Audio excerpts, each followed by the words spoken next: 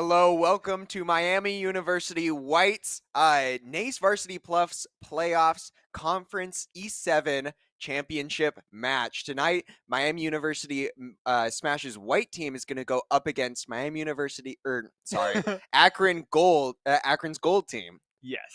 Uh, And I am Nathan Mendelsman Mosley. I'm Spencer Palpa McCrae, and we will be your casters for tonight. Very excited to be able to show this match. I know personally Miami University's white team has been preparing a lot. I also know that Akron Gold has been very aware of this preparation and likely been counter-preparing as well.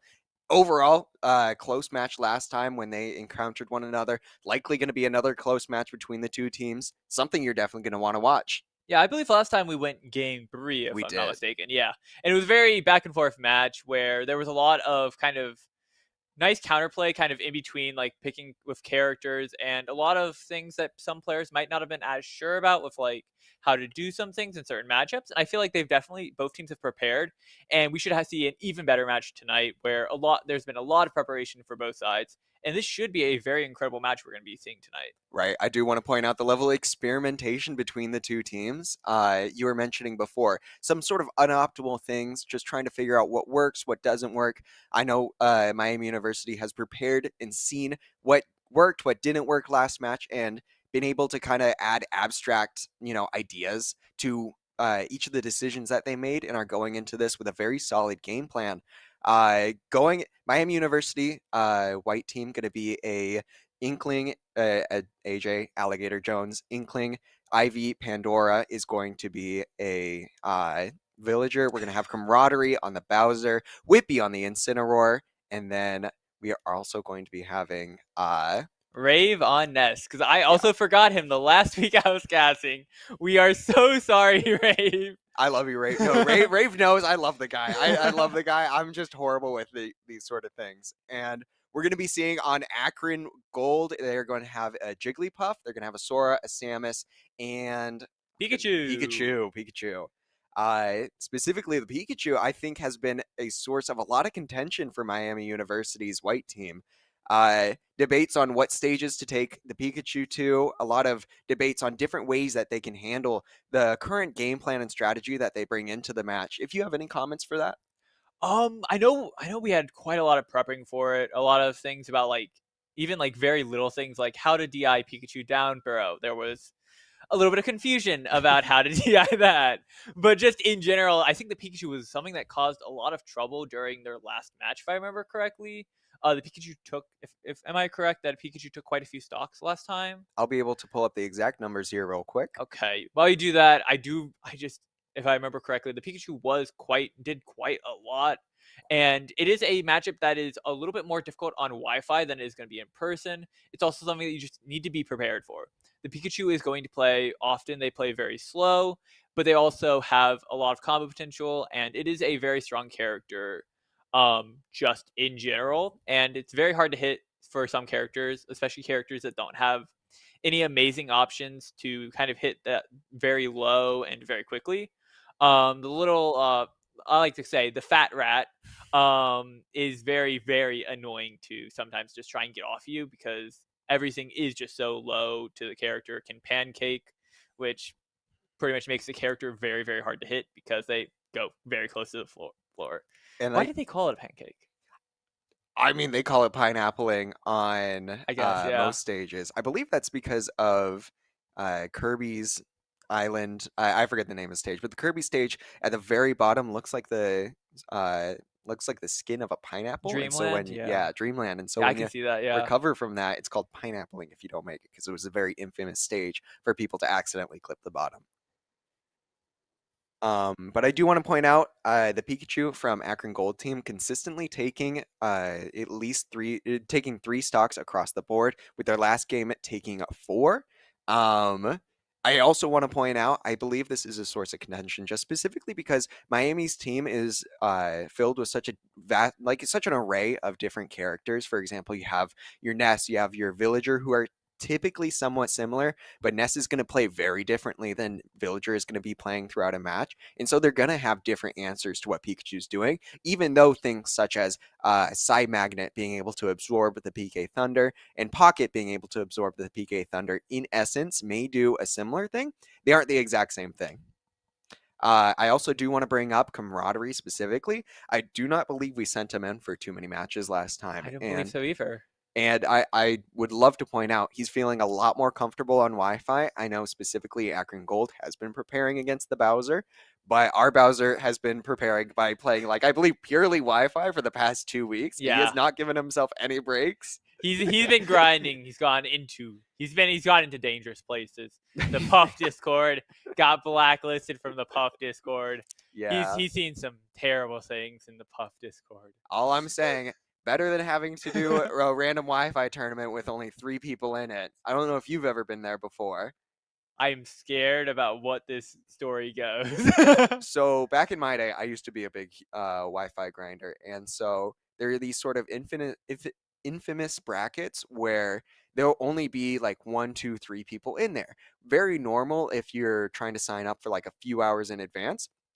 But there's a limited subset of brackets where people will not populate it last minute, and so you're kind of signed up for a bracket where nobody's going to show up. There's only 3, 4, 5 people total, and it's a sucky situation.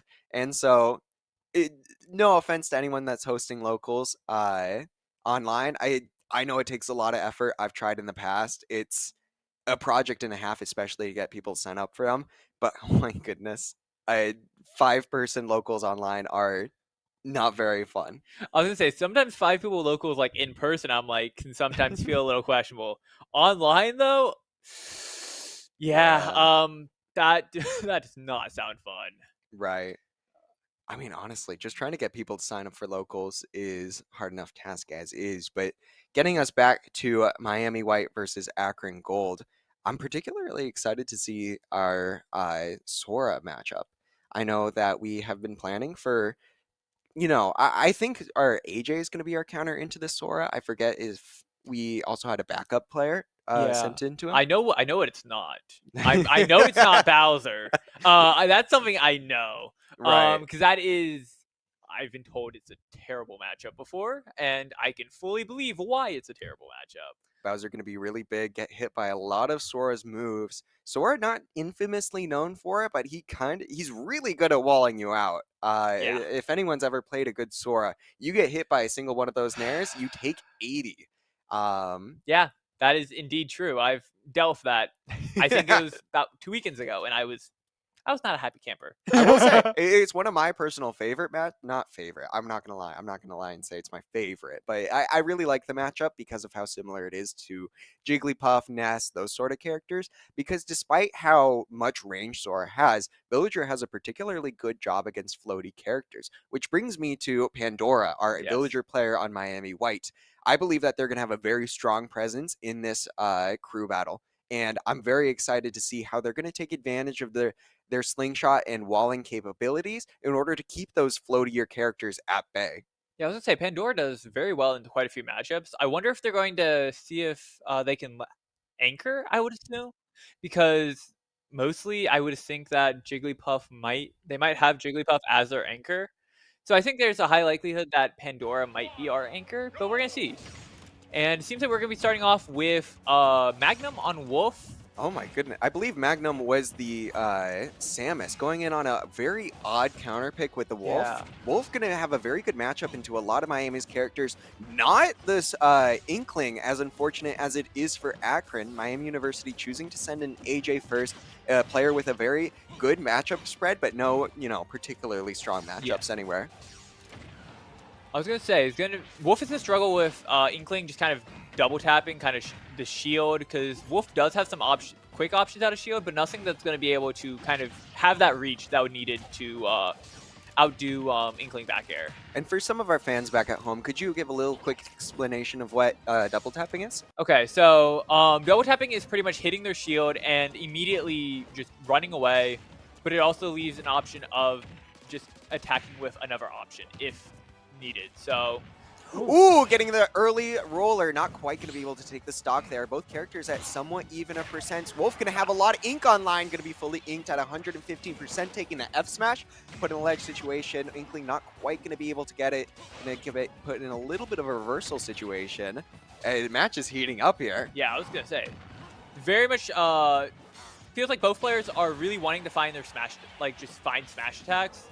There's been quite a few up smashes out of Shield by Wolf, which is a great move. Don't get me wrong, but he feels like he's might be getting a little bit aggressive with that with those up smashes. And we're going to see the early side B coming out from Magnum. Going to be able to get caught by AJ's down smash as a punish, and that's going to be able to take the first stock. AJ going to be at 160% on his first stock. We're going to kind of wonder, how is he going to choose to play this?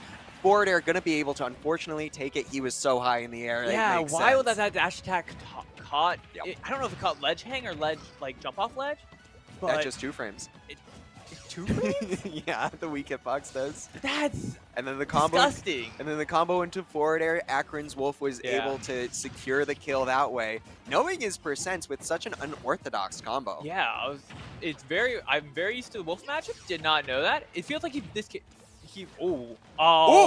Really love that attempt for a reset there to get a berry. But it seems that the Wolf very much knows that Wolf feels very comfortable with like the percentage and knowing when to do stuff. Which has been, I was gonna say, very like knows when things are gonna kill. So they're throwing out moves that will kill at those certain percents. And I think they are doing a good job of that, but they are just a little aggressive sometimes with trying to get those kill options. And I do want to bring up, unless I'm mistaken, I don't believe Miami White has prepared for the Wolf.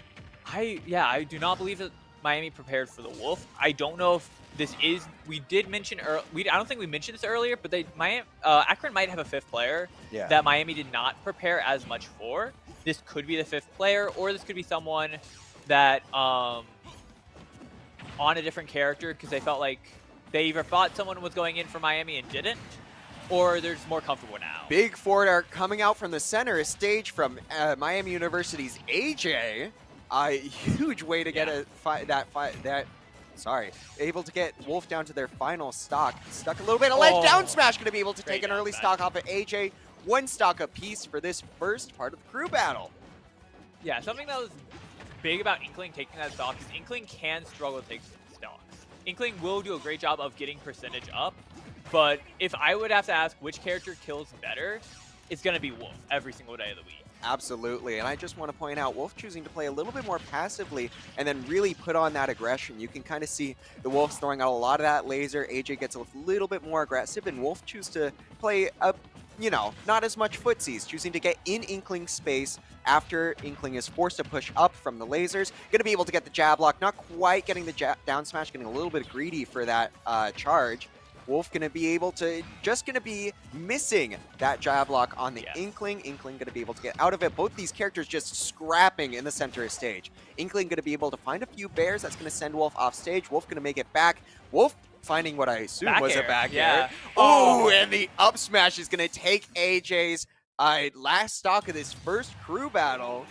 Akron University going to be able to get the counter pick advantage early. And this especially is a little odd because Miami now has to very much think about what they're going to send in. Miami, the players will know what player went in. So they know that more than us, unfortunately. So they do know what characters they may no longer have to really think about or think about as much.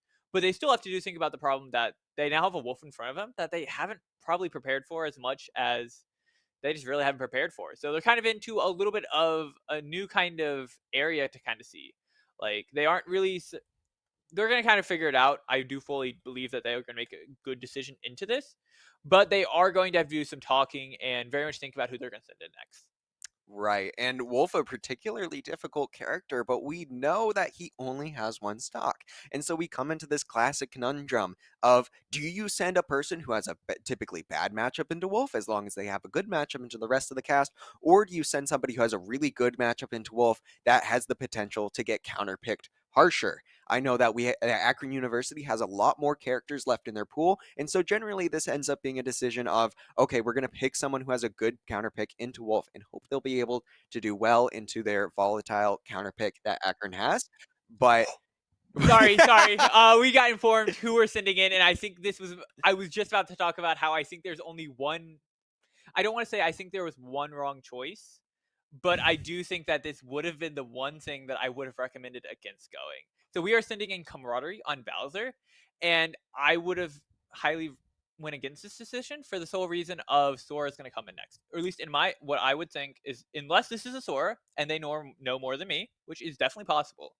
I think that Sora would come in next, and I would not want to send a Bowser into Sora. now Now, I personally disagree with your decision to disagree with this Okay. decision. I think this is a great way to see how Caleb is feeling. Again, notoriously an offline player, not really going to be as familiar with the Wi-Fi game. And so sending him in on a one-stock player allows him to get calibrated with what this environment feels like.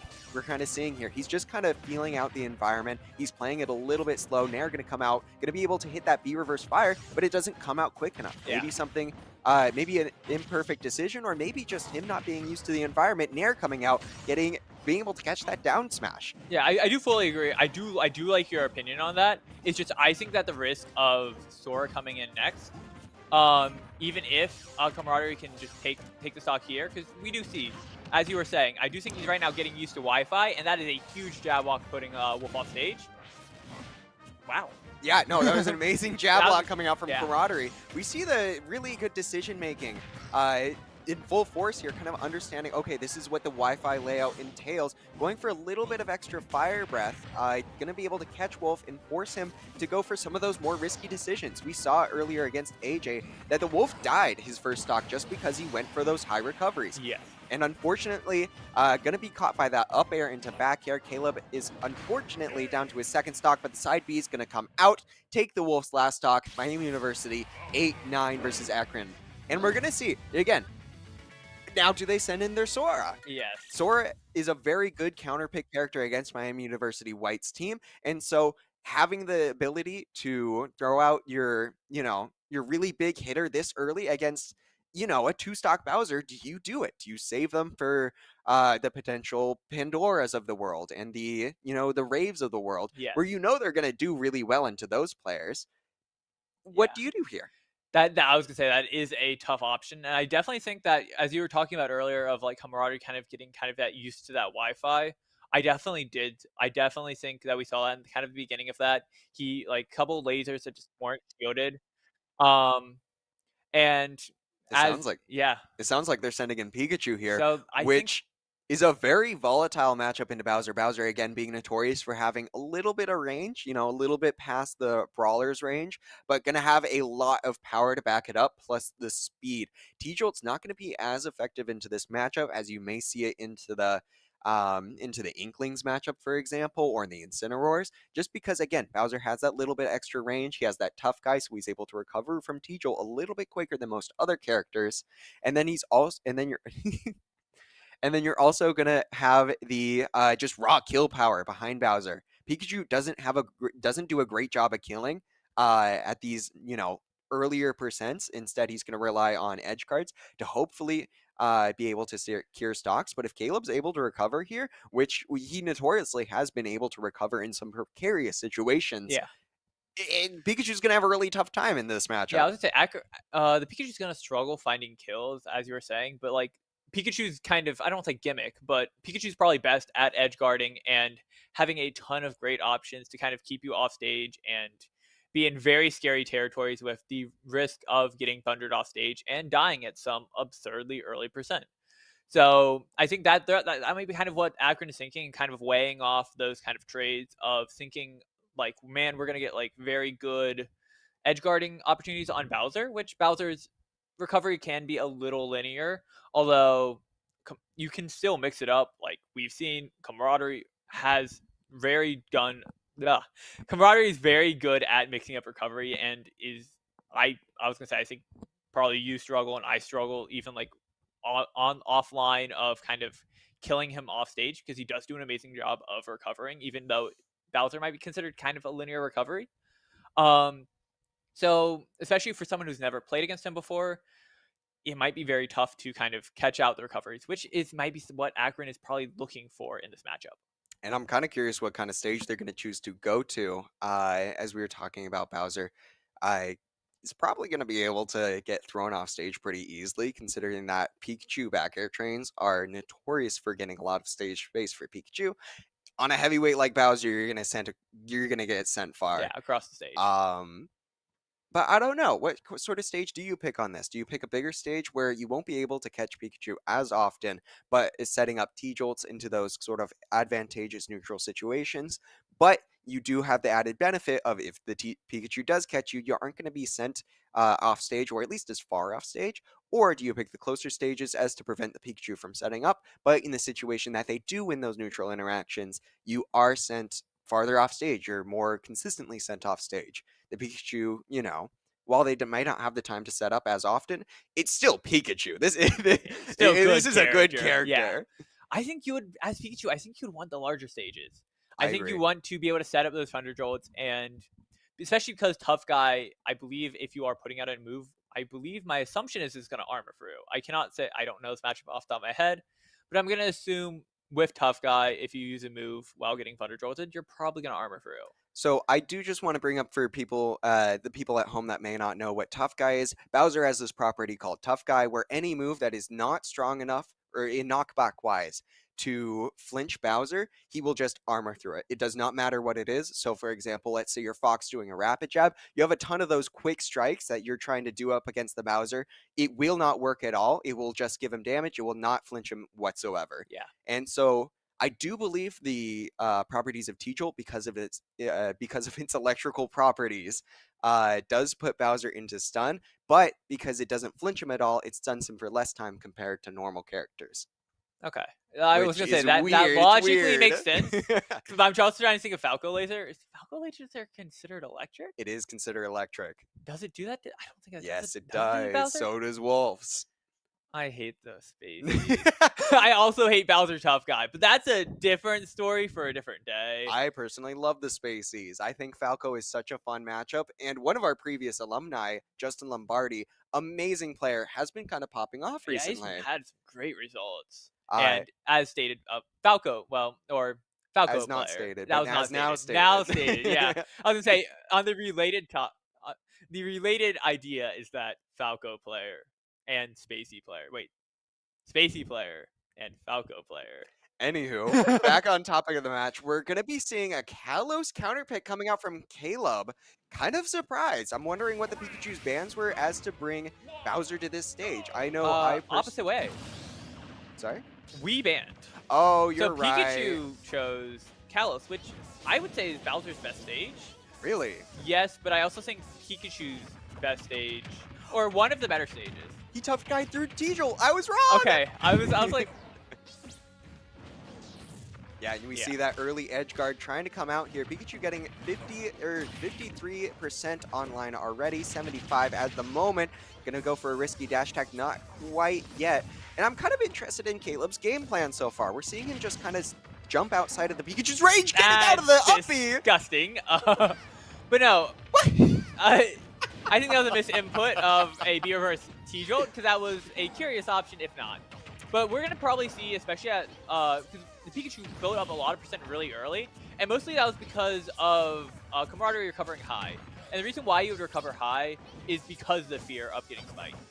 So that's like that's one of the things that's gonna be the no DI. Yeah, no DI up throw is very interesting. Not a very common thing, but Pikachu trying to come out with the up throw again, see if they can get the combo. It is possible to make it true, but it's an extremely difficult link to make. I believe it's only 1 or 2 frames. Yes. So usually and that's a great side B and is going to do some great. I'm a little worried about this team's DI on Bowser side B, because there's been some interesting DI so far, but I will say. We're going to see Bowser nearing max rage at this percent, 176 online. We know this is nothing for a big guy such as the Bowser fella himself. Pikachu going to be caught by a few stray moves, side B coming out, catching what I assume was either a shield or a dash. And Pikachu's already going to be at 30, 45, stuck at ledge. Bowser trying to up It was smash a great read, and it was correct. You're just a little late.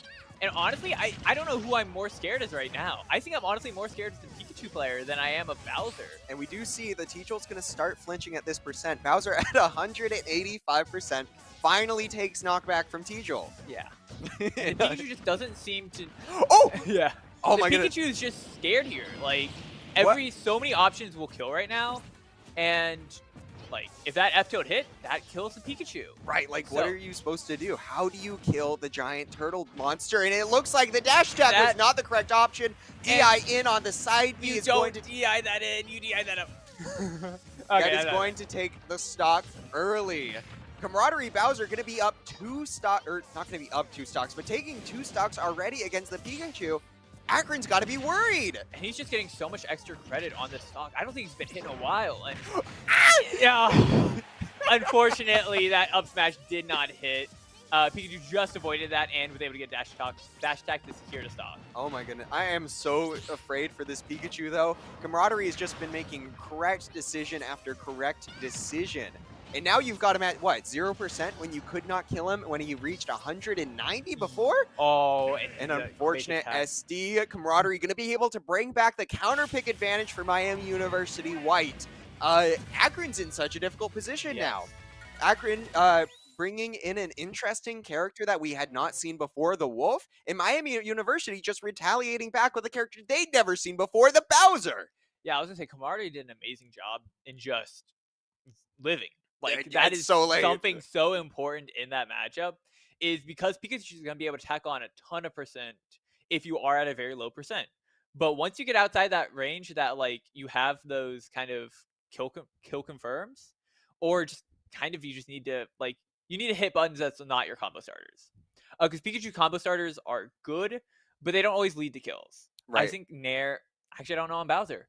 Bowser's weird because he is so heavy. Some things that do confirm on other characters might not confirm because he isn't sit as far, and sometimes you just get a ton more combos. And I'm not sure if would Nair up smash be true? I believe it would be at those later percents, but if Bowser's on the ground and you try to catch him with Yeah. the Nair, it's very unlikely that he won't just tough guy through the move. I did want to bring up, though, we saw in that last match how much that little bit of extra range mattered in the matchup.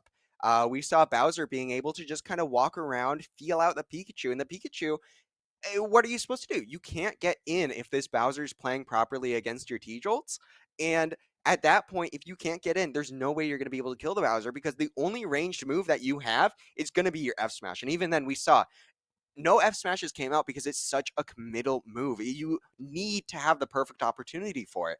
And Pikachu, instead of staying at ledge, would far rather just go off stage and edge guard. Of course, logically, because you're going to have far more likely of a chance of being correct if you go off stage against a character with linear recovery, as we discussed earlier, such as Bowser. Yeah, I was gonna say Fair did absolute wonders for Camaraderie because that was the move he was using for spaces for his spacing, and we are getting in that they're just the Akron is now going to be sending in Vanilla, which is the Puff, which I don't want to say there's some bad blood because that's not true. There's no bad blood, but I'm just saying one guy was, hey, don't play with this guy. Yeah. Yeah. I really want to see Camaraderie.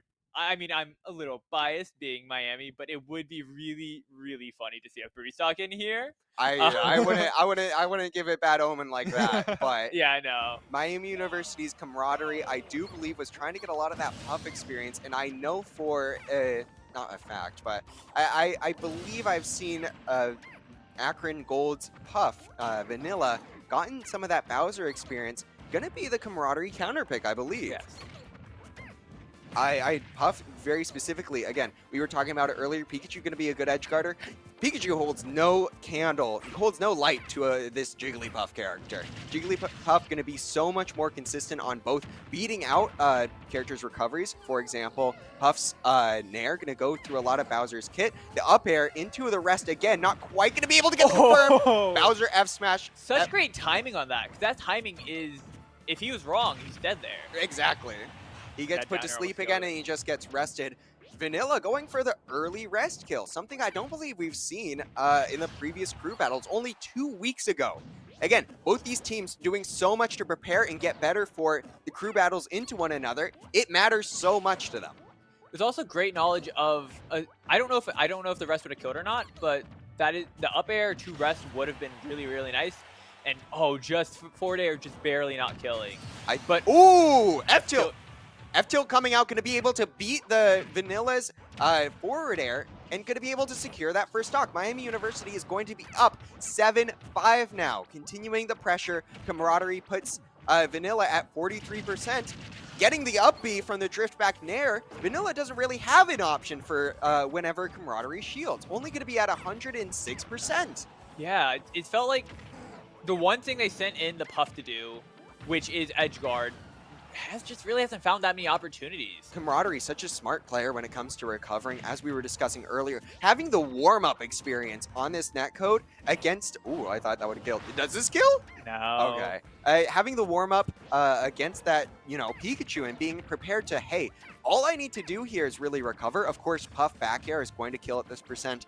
Any smash attack, of course, is likely to kill. But Bowser doesn't really need to worry about those as much because you have to be so prepared. Wow, And the up tilt! The up tilt, I would not have assumed that up tilt was going to take the stock there. Pivot. But Camaraderie's just playing so patient. Like, you were to see Camaraderie waiting in shield, and the Puff is the one who's pretty much forcing every single interaction. Exactly, and we're going to see one of Bowser's strongest options, the pivot up tilt out of a dash, gives you so much distance. The up tilt itself going to cover so much space. And you just put yourself into such a good position, killing at, like, what, 160? Yeah, I was going to say, that barely killed. Miami University's Camaraderie going to take 6 stocks? I think it was, 6 stocks. Oh, my goodness. Yeah. 2 off of Vanilla. That's going to be 3 off of the Pikachu, and then another 1 off of the Wolf. Yeah, and he even lost a stock to the Wolf. And, honestly, he was just playing. I don't want to say he was playing Wi-Fi so well, but he was playing hot. He was playing hot, and I wouldn't. If you asked me if this was offline or online, I was gonna assume it's offline. I mean, he is a very talented player, going to be able to make a lot of those smart decisions, and I love the way he leveraged Wi-Fi and playing extremely patient into playing into his strengths as Bowser. Oftentimes, we'll see players try and force their playstyle from offline into online, thinking it's the same environment, thinking, it's only, 6 frames? It's actually, 6 frames is a lot. It's quite a bit. It's quite a bit. Minimum 6 frames, I believe, on average, around 8 frames of lag. You don't get to react to the same opportunities in the way you would before. And some Camaraderie playing at that range where he can tell, hey, my opponent's trying to jump in, my opponent's trying to do this or that. I'm just going to have an option in mind. I'm going to see what they're going to come in with. And it doesn't need to be as, reactable as offline. If I'm prepared and know what my opponent is doing, I'm going to be able to react to their approach and then respond accordingly. Yeah, I was going to say, he did a lot of safe options. Like, a lot of times he got hit on shield, and maybe he could have up-beat, but that's a riskier option. So he just jumped away and just kind of reset the situation into something that he was more comfortable with. And he did that a lot. And I do want to bring up, every time we saw the Puff come in or drift in with an air, he was ready immediately. You were talking about him not ripping up the out of shield. Every time I saw the Puff hit his shield with an air, he immediately up-beat. Yeah, but it was only Nair. Like it on was the other specifically only Nair, I was going to say, on the other safer options, he just jumped out and was like, just kind of like, okay, we'll reset the situation. But specifically on those Nairs, every single Nair that was drifted in, he up-beat. And it was very, very tight and very, very well done. Speaking of decisions I don't think I agree with, Miami University White going to be sending in Whippy against the Jigglypuff. Again, all he needs to take is 1 stock, and it's that difficult conundrum that you're faced with. Do you choose the player that has a worse matchup into the character's last stock, or do you send them in for that last stock and then, kind of suffer the fate of having a worse matchup into the characters after? And I think Miami University is choosing to have a better matchup into the characters that come after Vanilla. As we see here, Whippy is going to have all 3 of his stocks against Vanilla's 1. It's very likely that he's just going to be able to continue bullying Puff that's trying to get down. A little bit of a juggle situation, if you will. Yeah, I fully agree with you on just because this is a scary situation right here. Puff's going to be amazing at edge guarding, and Incineroar does get edge guarded quite easily. Oh, we're going to see the up B. You're going to be able to get the song into the rest. That's going to be an early stock for Vanilla. You will get a smash attack here. No, you do not get a smash attack. It's got to be quicker than I believe. I don't know exactly how many frames, but around 20 frames, something like that. Junior gets smash attack. No, I'm kidding. Junior it actually does get smash attack and Puff rest there. But I have a problem with that. but we're going to be able to see Whippy put the Puff at ledge, going for the F smash read, not quite going to be able to get it. Vanilla going to be able to get a big combo starter, getting Incineroar off stage at 60%, going for the jump, cannot make it back, looking to make a reversal, but Vanilla's dead. Whippy going to be able to take that one stock. Vanilla doing so much destruction, taking 3 total. Yeah, went a little too deep for that edge guard, but at the same time, definitely did his job and took the stock. So took another 2 stocks after the 2 stocks of camaraderie. 2 stocks of camaraderie? They only took 1 stock of camaraderie. But still did kind of do their job and take those stocks. Double thumbs up. Yeah. No. No, you're supposed to. Oh, whatever. Anyway, who cares? I really did. No, you're. Anyway. Okay, but this will leave us to Akron's final player. So I believe it's whoever's secondary that wasn't. I believe the Wolf was the Samus' secondary, so we're likely to see the Sora coming out here. I think it's the Samus. Fair. Either way, Whippy going into either Samus or Sora, not an amazing matchup. I'm like, you know. I think there's a reason on why Miami. I'm trying to think about why they sent in Whippy. I think it's very likely that Rave didn't feel comfortable into the Puff matchup, and as such, Whippy was the next logical decision. With Miami University's Ivy or Pandora going to be the last, going to be anchoring. I know. Yeah. Specifically, Miami Red is going to be. Miami Red is also having a Villager player, myself, actually, anchor very often. Villager is a very strong character to anchor with, having a lot of somewhat even matchups across the board. Not going to have any amazing peak ones, not going to have, we have a few pretty bad ones, so in those situations, we usually don't send me in for last. But an amazing cleanup character, and so Miami University White choosing to play Ivy as that sort of cleanup character at the end, sending in Ivy first, and we're going to have Whippy versus Akron Gold's Sora. Yeah, so Sora. So I guess I assume Nace does Nace do poorly into both Sora and Vanilla or Puff? Yeah. So I guess that makes reason on why we sent in Whippy first. I think Nace does specifically well against Puff, but if they only have 1 stock. Yeah, it's kind of what as Spencer was saying earlier. Like we're trying to weigh the risk reward of sending in someone who might struggle a little bit more in the first matchup, because we want to see how greedy can we get. Right. And usually, I like to say kind of play on the more conservative side, but I still think that Whippy was kind of the correct decision because. I don't know. Nace Sora just does not sound good to me at all. No, Nace Sora going to be an absolutely abysmal matchup, but going to be able to secure the last stock. That's all he needed to be able to do. Yeah. Now, his one job, make sure to take 1 stock. Make sure to take Sora's first stock, exactly. Yeah, if you take 1 stock, even on a suicide trade, that would have been a really nice revenge if that did work. Unfortunately, it barely did not. But just to continue your thought, even if you take 1 stock on a suicide trade, you're going to be able to set up your anchor in an advantageous position. Again, 1 stock is nothing to laugh at, especially in a game such as Smash, where the match can go on for so long that just having that extra stock to rely on to get information on your opponent is so important. And we can see Whippy is feeling very comfortable in this match, very likely preparing ahead of time for Sora specifically. Going to be able to find the side B. Take it, yeah. He's been playing really well with like keeping that space. And as I say that, he does not keep space well. But he's very much like you'll see him like outside that range and double counter. Yeah, wonderful. And I do want to bring up, again, Incineroar's up air. I don't think enough people bring it up. That is an absurd up air. Incineroar might not have the stats to back up some of his, neutral options, such as, a Lowland Whip, as we'll see here. But the up air, if he puts you in a juggle situation, you are going to be up there for a year and a half, just because of how good that up air is. Wow. But going for the counter, not quite. But Whippy doing his job. He is going to set up I assume Ivy Pandora over Rave, into this last match with a stock lead. And that's all you can want as Miami University White. Especially as Villager, which is going to be a character that's just going to tax you over and over again for just, I don't want to say attempting to play the game, but attempting to play the game. Villager is just going to throw out back airs and Lloyd and just kind of keep you out. and it sometimes takes a while to adapt to specific villagers and understanding their options. Right. So having these extra stock is going to just be so huge for Miami, and kind of gets rid of some of those chances of Sora. I was gonna say Sora is very good edge guarding, and that could be an issue for Villager.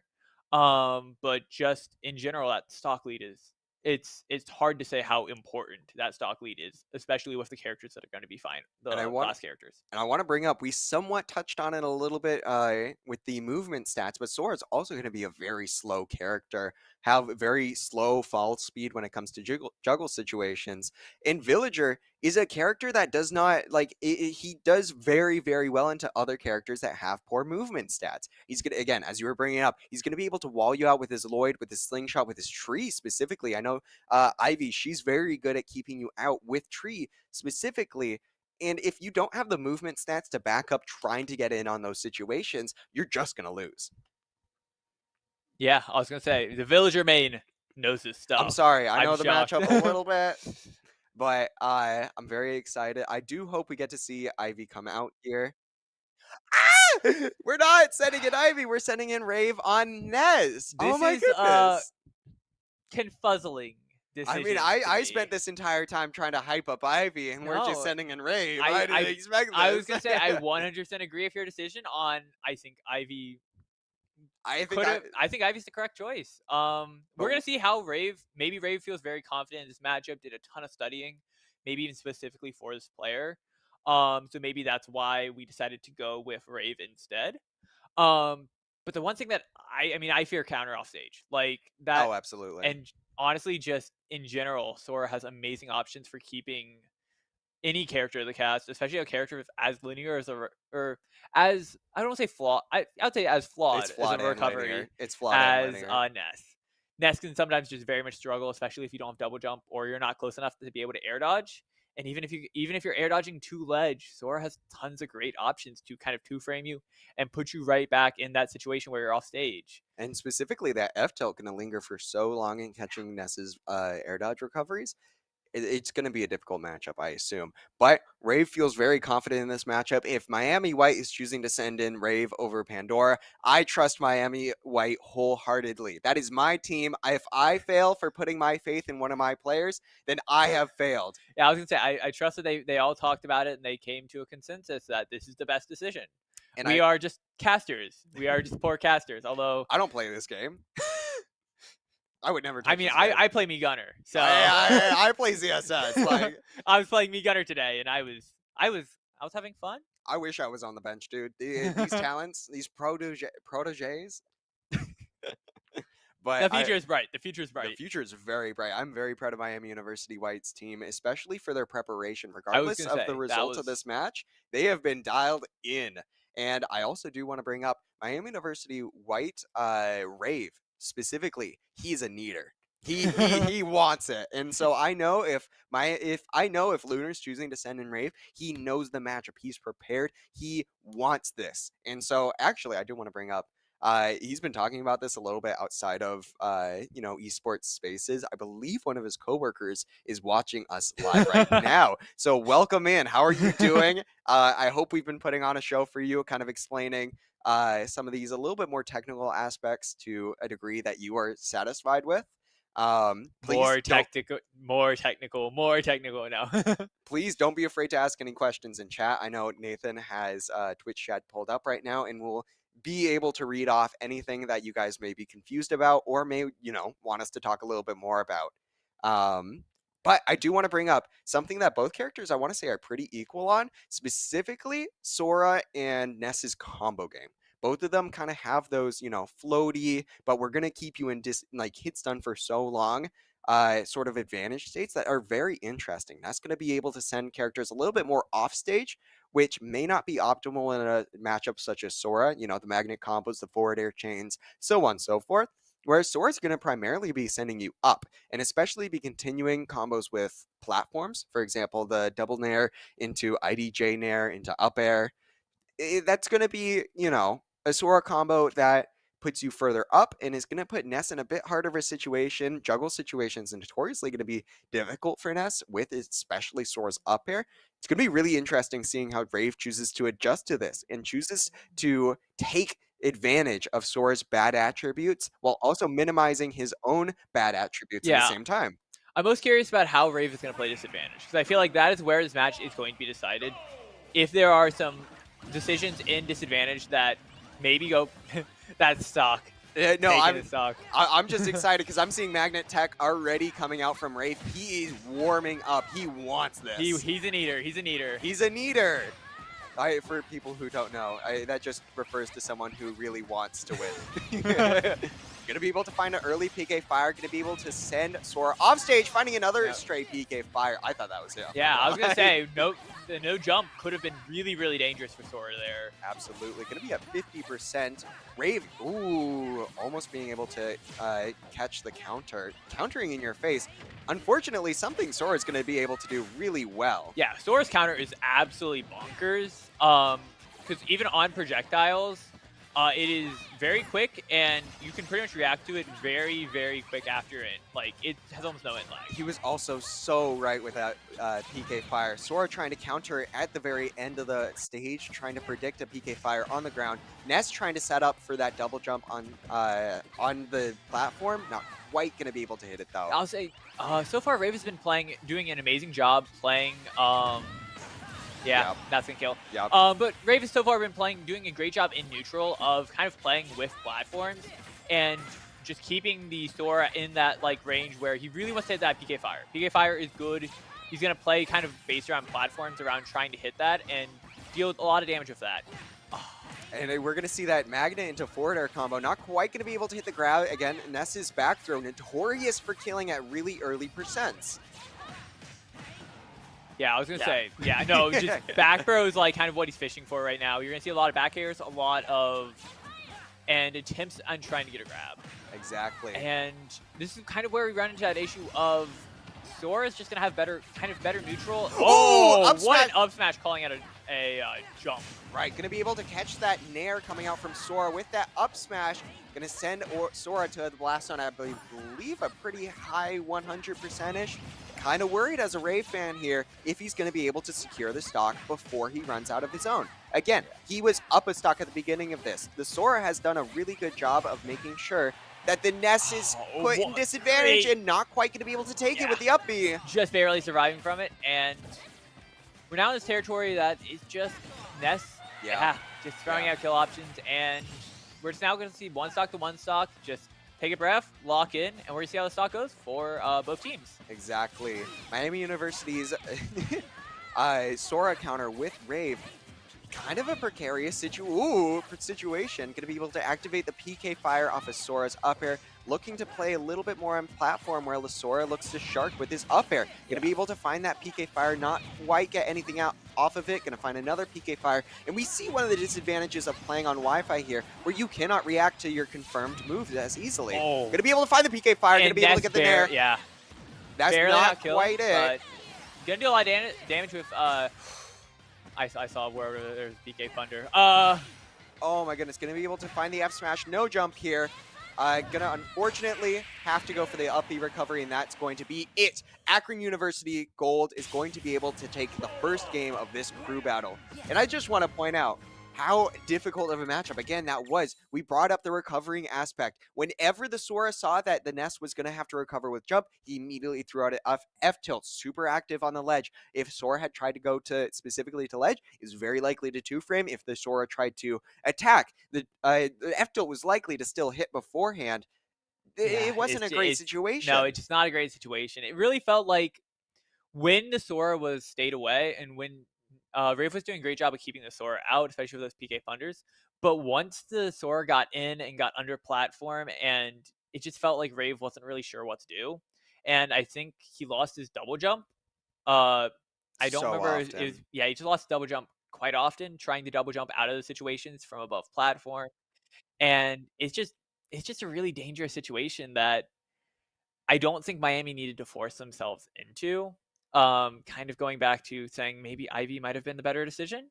But Rave definitely felt very prepared to play the matchup. I think that um, just being knowledgeable on what the opponent's character wants to do is infinitely more valuable than trying to force yourself into a winning matchup that you don't know.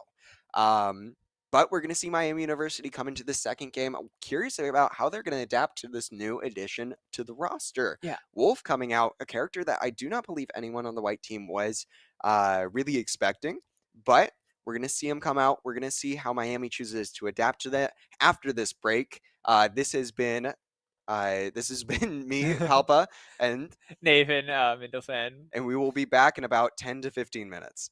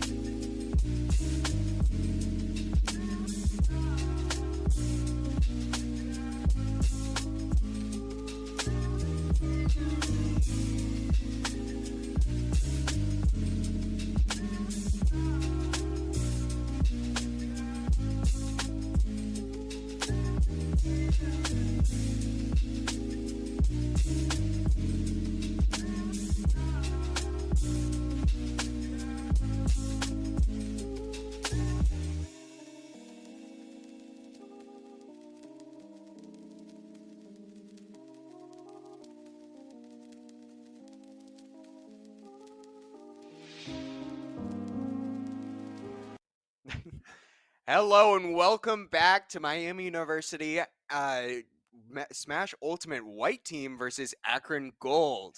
We're playing Smash Ultimate We're today? playing. I think so. I think Okay. I don't know any Project Plus heads out there, but this is a Smash Ultimate stream. Man, we'd be doing so well if we were playing Project Plus instead. Or I Smash don't think that's true. 64. I don't think Inkling exists in Smash 64. But Luigi and Sonic does in Ooh. Project Plus. Sonic and Luigi. My Sonic goes crazy. But we are coming back from University of Akron Gold, taking the first game against Miami University's white team. How are we feeling in terms of the counter picks? Counter picks wise, I'm not sure how I feel about some of the decisions we made. I feel like we might have learned some things. I'm very curious how we are going to react to what gets thrown at us game two. I think that in general the players played very well into the matchups they were given. I really enjoyed the kind of like in-game adaptations we were making. I do think that the counter picks wise was, I don't want to say that's where he lost the game, but I think that if I think that's cost a lot. And this is the championship match, and so I do want to acknowledge both of the teams choosing to experiment somewhat against one another, but it is kind of It scary is the seeing it. championship match. I'm It's not kind of sure if it's time to experiment, but it is game one. right. It We is could game have up to one. game three. And I do want to bring up, I believe that camaraderie pick the first game was a little bit of an experimental pick that went super well for I was Miami Yeah, University. I was thinking about that when I said that. And we are back at the exact same beginning of last game and a pooter scooter. Sorry. Pooter, Pooter Scooter. Walked by the camera. Oh. So yeah, we are in that kind of, they both decided to start with the same characters, and I think it makes sense. Both these are going to be very good leads for both teams. and Inkling just doing well in the most cast, and Wolf just being an all around good character. and I do want to bring up the Wolf specifically is going to be the Samus player we discussed prior. Samus not coming out last match, instead the Sora. Uh, yeah, instead of going Samus, choosing to go Wolf is a very interesting choice. And committing to that the second game. I wonder if that's either they think that it does better in matchup, because I'm not too familiar with this player, though I mean, Samus was doing amazing last time. They have an amazing matchup spread against all of Miami White's characters. Going to be able that to is find the going. splat roller, get that first stock. Miami University's AJ has been on a hot streak. Just going to be able to find a lot of these rollers in unexpected places, looking for the down air to try and set up something early. Yeah, I was gonna say AJ's been finding amazing times to use rollers. Sometimes he's been a little over aggressive with it, as it is one of Inkling's best options into securing a kill, because Inkling can't struggle with that. Yes. But I was gonna say, when Right. it works so well. He finds some of these amazing placements. Wolf going to be looking for the back air F tilt here at ledge. Kind of a scary position to be in. But again, you're a squid kid. You're tiny. You're small. You're going to be able to get around those with precision and ease. Yeah, I was gonna say, Oh, up as you got hit smash. by the up smash, I was gonna say all this dash dancing has done a really good job of avoiding like Wolf's like main kind of combo starters and buttons that the Wolf really wants to hit. But I But also, but up smash coming out here, going to be able to take the stock from Inkling pretty early, I want to say. yeah. Um, I Go ahead. Yeah, something I want to mention that although it's not happening right now, something that's really impressed me is the Wolf's like ability to kind of lit trap. Like been doing very, very well. Like we've seen multiple down smashes kill very early, and that's because like all the pressure that's being applied with probably back airs and forward tilts that we're seeing. Looking for the F smash there, trying to take the stock at 104. Any one of these Wolf F smash is going to take the stock. I do not believe that if the Wolf goes for up smash, he'll peel just yet, but another hit and Inkling will be sent flying. You're going to be able to find the roller again, hit the up smash, and that's going to be my University of Akron's second stock. We may be seeing Miami University's Inkling go on the stock lead this time rather than the deficit. Yeah, I'm very curious. If we do take a lead, I am very curious what they decide to counterpick. I think Ooh, up such B a going to come out curious neutral. option, but it worked very, very well, catching that dash back. I'm surprised it killed.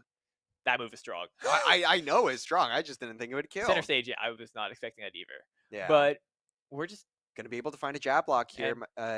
Miami's Inkling going to be stuck at ledge, going to be able to jump around, fish for the back air a little bit. Both characters at roughly even percent here. Wolf at a little bit of advantage, especially considering his kill potential. But as we've been seeing this game, Miami University's Inkling going to have a lot of those roller reads. And so the Wolf can never be quite sure of when he's going to throw it out here. Yeah, I was gonna say, AJ's been great at catching great at, I assume that was B reverse. I No, like to no, think he's there's a just lot. going for that. Okay, I like to hope I like to say stuff B reverse neutral B because sometimes that can go wrong. But AJ's been has that air dodge right there. Exactly. That AJ's been doing a great job catching, and forward smash Nope, not going does to kill not quite kill. yet, but doing such an amazing job on maneuvering around Wolf's back here. Again, Wolf having such a strong back here that auto cancels at like very, very easily, might I add. Yeah. Going to be able to parry it. Kind of a risky parry here. Going to be able to get the jab, ink up Wolf a little bit more. Just being so comfortable in this matchup at this point, calling out the up B. Wolf goes for the side B, not quite going to be able to punish it quite yet. Going for the down B, not quite. Wolf going to stall it, or going for the down smash, I apologize. Wolf going to stall it out with an up B. Miami University going to be down 10-9. Yeah. When I was saying those up Bs might be a misinput, they were not misinputs. They were not misinputs. That was the game plan. I think that up B and in some uses can really catch you off guard because it's very surprising. I think that he might have gone for it a few too many times, but at the same time, if it works, it works. If it works, it works. It did secure the game.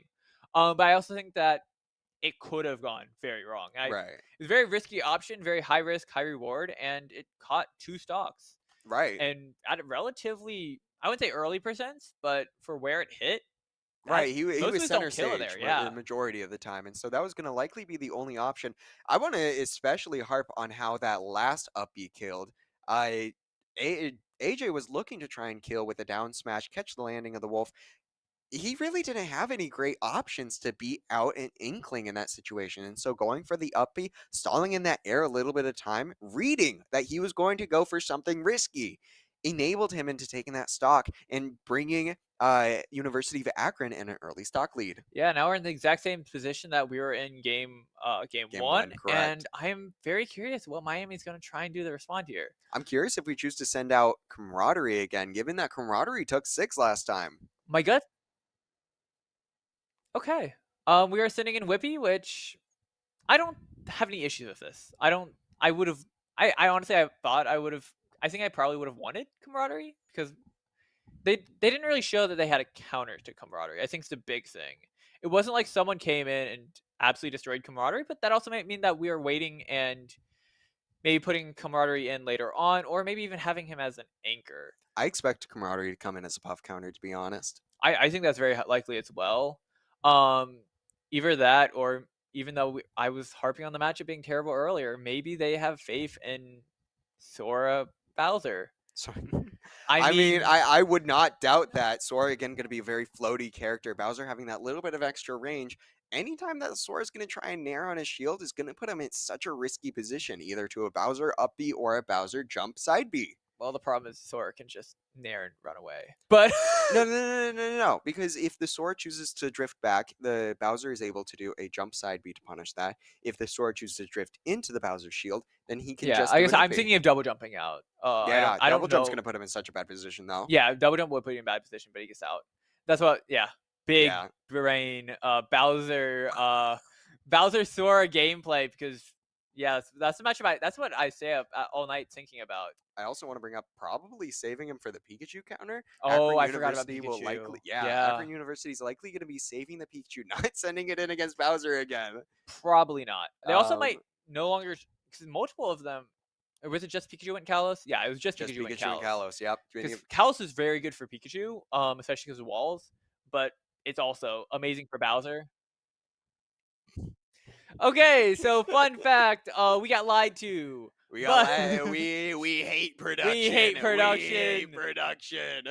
Yeah, production commit crimes against them. Wait, no, don't. Miami University going to choose to send in Camaraderie again. I took 6 stocks last time. Yeah. You can be so confident that he's going to take out this Wolf's last stock, and he's going to be able to keep going from there. Yeah.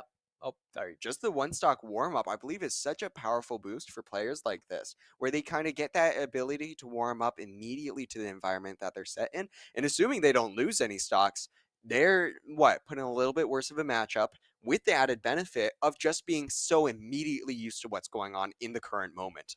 Yeah, I was gonna say camaraderie. After you kind of figured out what the wolf was doing, like adapted very quickly, and let's see if like we have that little bit of Wi-Fi rust that he had last time. Um, Unlikely at this which is point. unlikely. Yeah, I agree. It's very unlikely for him to have it being the rematches in. So let's see as we go to gameplay right now. Never mind. Uh, Likely an improper stage. I believe they went to PS2 last time.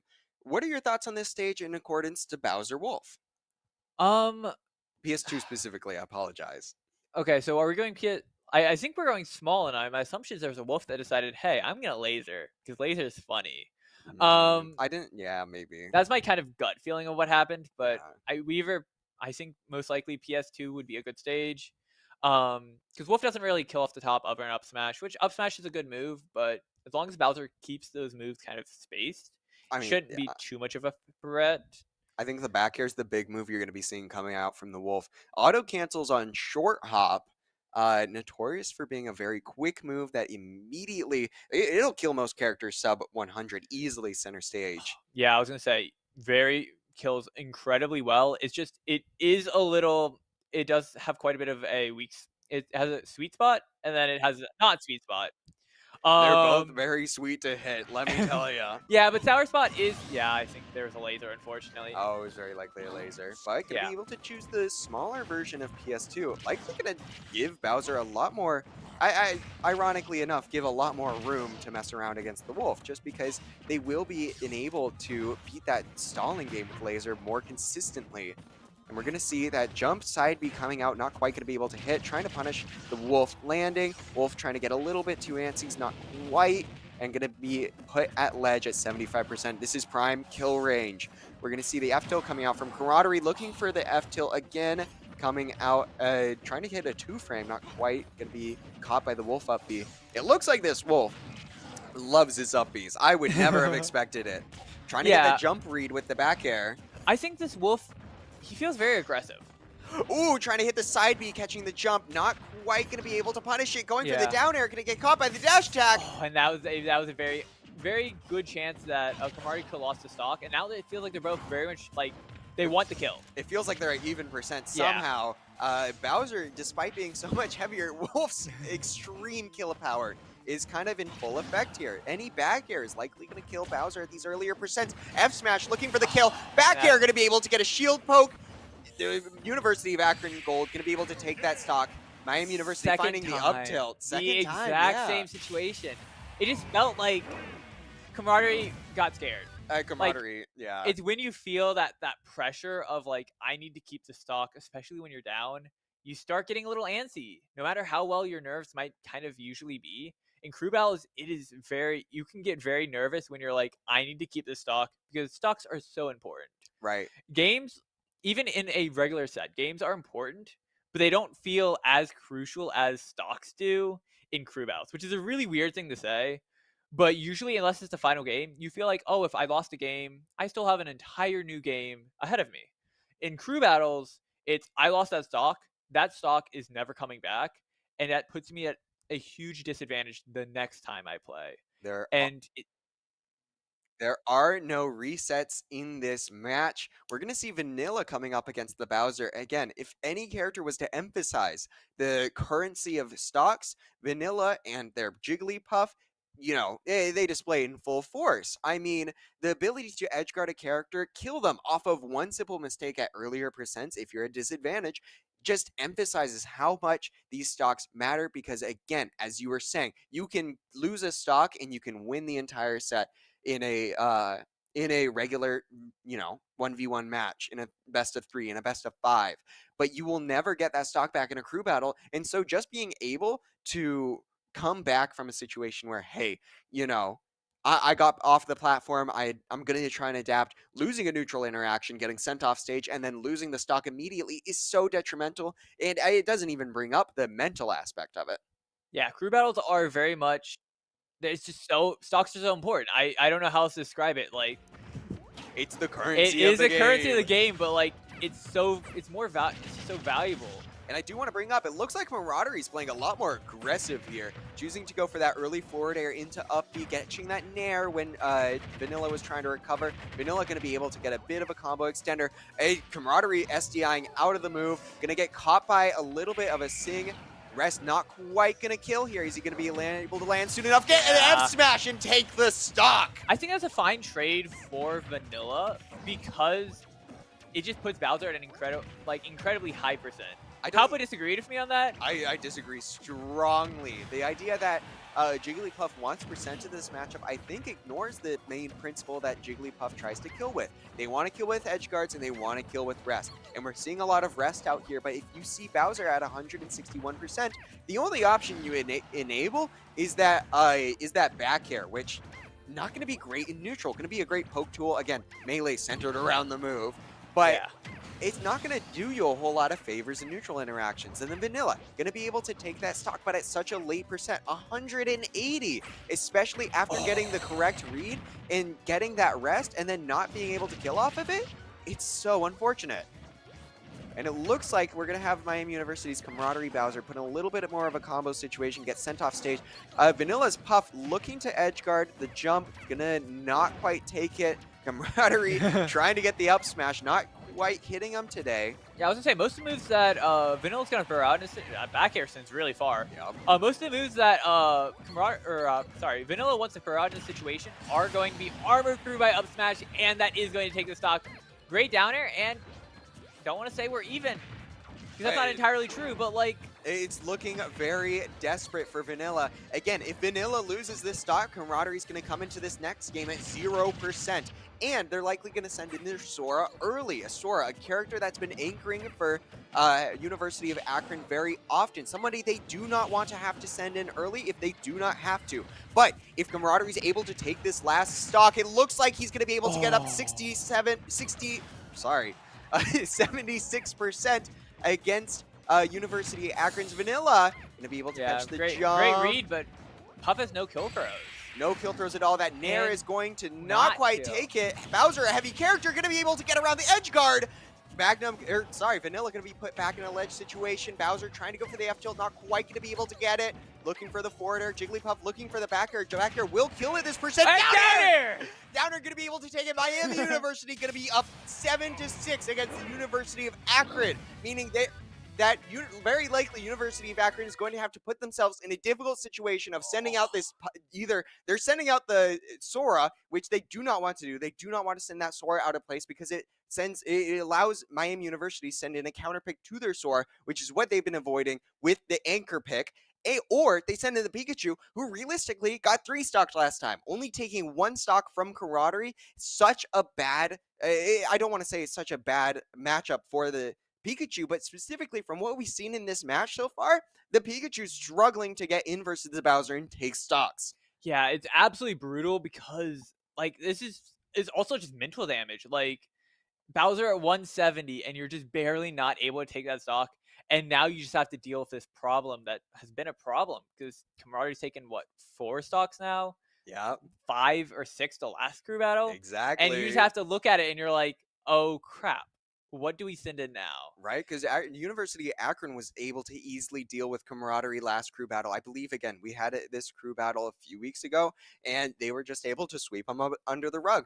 This week, he's coming out stronger than ever. He's already taken 6 the first game. He's taken 4 already this game, and assuming he doesn't take any more, he's already put Miami University in such a powerful position. Taking out Vanilla, going to be able to give Miami University the counter pick advantage again, and going to force either force out the Sora or going to put, Akron in such a difficult position if the Kirby, I keep wanting to say Kirby, if the Pikachu comes out. They're both small, they're both annoying.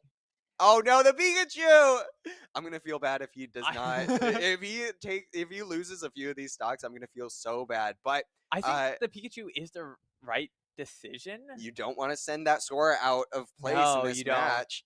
Because I think that with what Akron is thinking Miami's going to do, I think this is the right decision. If Miami decides to send in Ivy as our anchor instead, I don't think this is the right decision.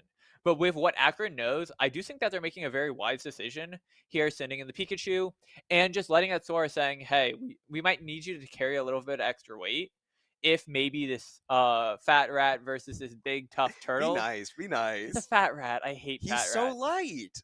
He's smaller than Pichu, actually. Fun fact, Pikachu has a smaller model than Pichu.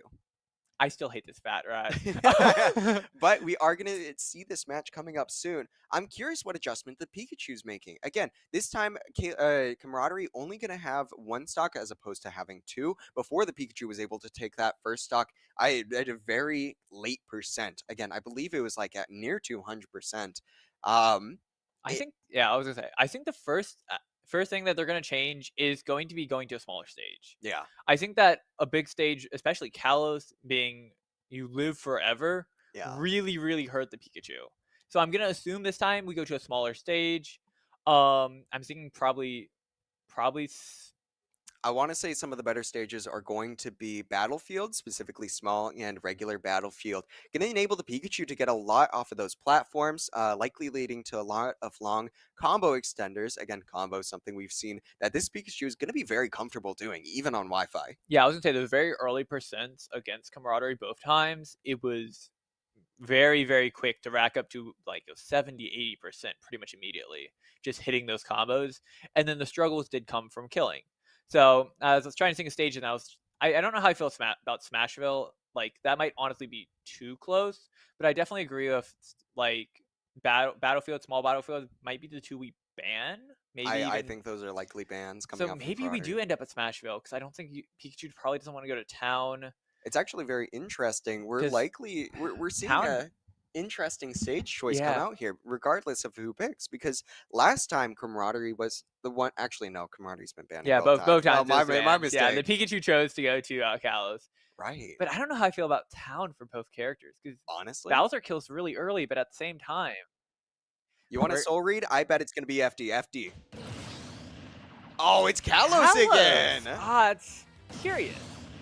Um, not what I would have predicted, but let's see if this Pikachu has made some adaptation. Adaptation. Oh, not Oh, quite. great recovery. Almost taking the stock at 11%. Yeah.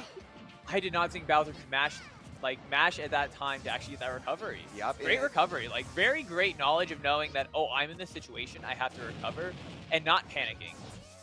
And actually, I do want to bring up Camaraderie going to be one of the players that knows how to recover with their character especially well. Using that up B to full effect, going to try and get that drift in with the side B, not quite going to be able to kill. And it looks like T-Jolt's putting him into flinch range, unfortunately. Yeah. Pikachu going to be able to spot dodge and get that up tilt, up air, back air. Not even going to go for the edge guard this time around, instead choosing to try. Oh, just outside the range to tech on the wall. And fortunately, Camaraderie did not take too much into this Pikachu this time. But this is... Well, sorry, the audio cut out, so I immediately thought, oh, AJ's coming in. yeah, no. I think someone, I don't want to say they bumped it, but they might have bumped it. Yeah, very likely. But I heard the audio cut back and we're fine. Okay, because yeah, they might be playing on your Switch, which... Don't say it like that. That's crazy. We're playing on. We even saw. We're playing on Sam's. Or we're playing on Lunar Light Switch. Oh, we're playing. Okay. You see the name? Come on. I wasn't paying attention. That's so I know. mean. I That's should. so mean. We're gonna be seeing Rave on Nest. Gonna be notoriously one of Pikachu's worst matchup. That in Game & Watch. I know specifically when Pikachu was very dominant in the scene, a very meta relevant character. Specifically having a Nest or a Game & Watch pop up. It was difficult for all the top Pikachu mains at the time. Yeah, I think this is a great send-in that we're going to be doing, especially into even if they... Let's just see. Actually, I would say let's just focus on this match first because it is Burry Stocks if Burry Stocks. Yes, for some reason, exactly. For some reason, I thought Camaraderie took a stock. I don't know why. Because he's the GOAT? Yeah. I mean, yeah. I can't disagree with that statement. That's just a correct statement. But no, I'm very curious where Rave is going to try and go off stages. Because I feel like he's done... I was gonna say, if any character, I think he's done the most prep on Pikachu. Looking at the messages I've seen, I feel like Pikachu is the one that they've done the most prep for, of trying to figure out how to kind of counter and who goes in.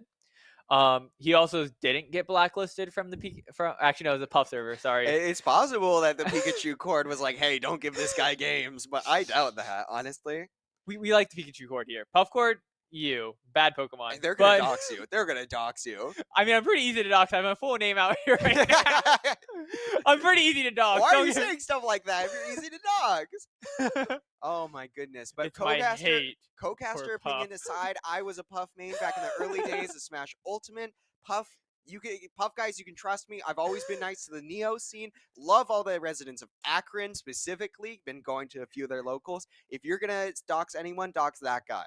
Anyways, going back into this match, we're going to be seeing a Pikachu versus a Ness. Again, a very difficult matchup for the Pikachu.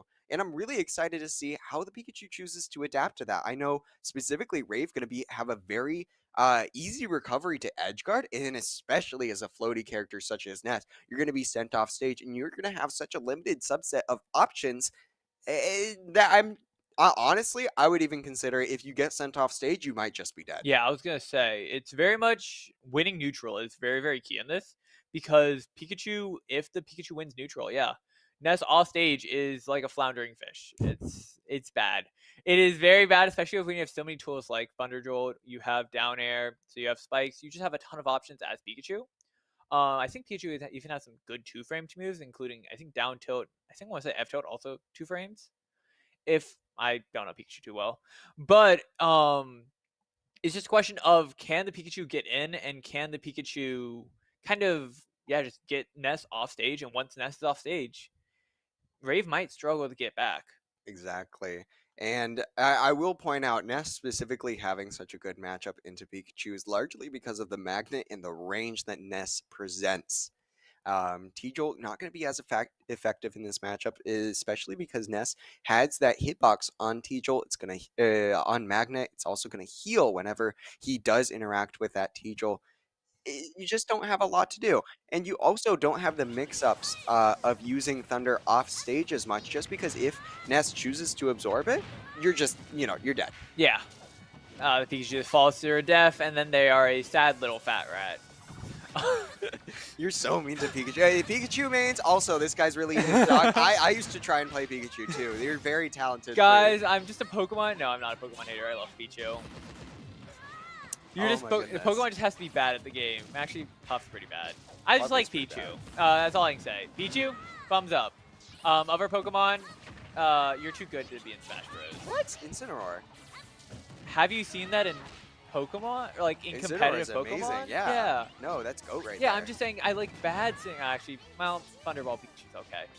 But yeah, Thunderball Pikachu is not okay. I don't know what's coming out from here. Pikachu choosing to disrespect Rave with that down air. Taking the hat off here, maybe feeling a little bit of stress at the moment. Yeah. Oh my goodness. I was gonna say, unfortunately, Rave got his jump eaten by a T-Jolt, and as we were kind of saying earlier, it's just a matter of Ness has a ton of options to win in kind of just doesn't have a ton of options off stage, and that is like going to be that Pikachu's win condition right there. Right, Ness having a lot more options to win in neutral situations, and we're seeing that with the up smash here, sending Pikachu off stage with the PK Fire into holding up smash for the neutral get up. They're always been great with these up smashes. I think every single one is hit, and there's the 10% of healing. Let's go! Don't teabag. Don't be respectful. I think both these players are put in a situation that they do not enjoy being in. Which is being patient. Having to be patient for your opponent. Gonna try and go for an early edge guard there again. Ness gonna use a little bit out of shield in there, trying to see what he can get started. Pikachu gonna be able to send him deep off stage though, choosing to recover low with the forward air. Not quite gonna be able to catch the Pikachu. Not gonna be able to quite catch the Ness with the down air. PK Fire coming out, gonna be able to get a forward air. 45% on Pikachu. Very light character. Another combo, but the F smash gonna be able to hit and take the Rave's second to last, and potentially second to last stock of the entire crew battle. Yeah, Pikachu did a great job calling out that Rave was going to be a little scared coming back. So that was a great, because usually Pikachu F smash is not an amazing move, but it was a great job because it lingered for quite a while and did an amazing job of calling out that kind of scared recovery, trying to just double jump back to stage, and I'm curious. It looks like Rave is playing a little bit flustered at the moment. It looks like, I don't know. I just say that because it looks like he's trying to find a lot of these neutral interactions instead of sticking to his usual PK Fire game plan, trying to throw out a lot of, heavy hitting moves and get a lot of those reads. Yeah, it's weird to say that. I feel like he's trying to play the game too much, but he's trying to play more Smash Bros than Ness. Yeah. And in this game, it's very, you cannot do too much of one, because sometimes I like, for myself personally, I play too much Junior sometimes. But it is finding a balance, and I feel like right now he's very much trying to just play a good neutral, and we're in Trying a to find situation kill where options here. it would be very, very painful if Rave cannot take the stock right here. Ooh, F smash coming out, not quite going to be able to catch the air dodge here. Ness back here, sour spot hitting the Pikachu.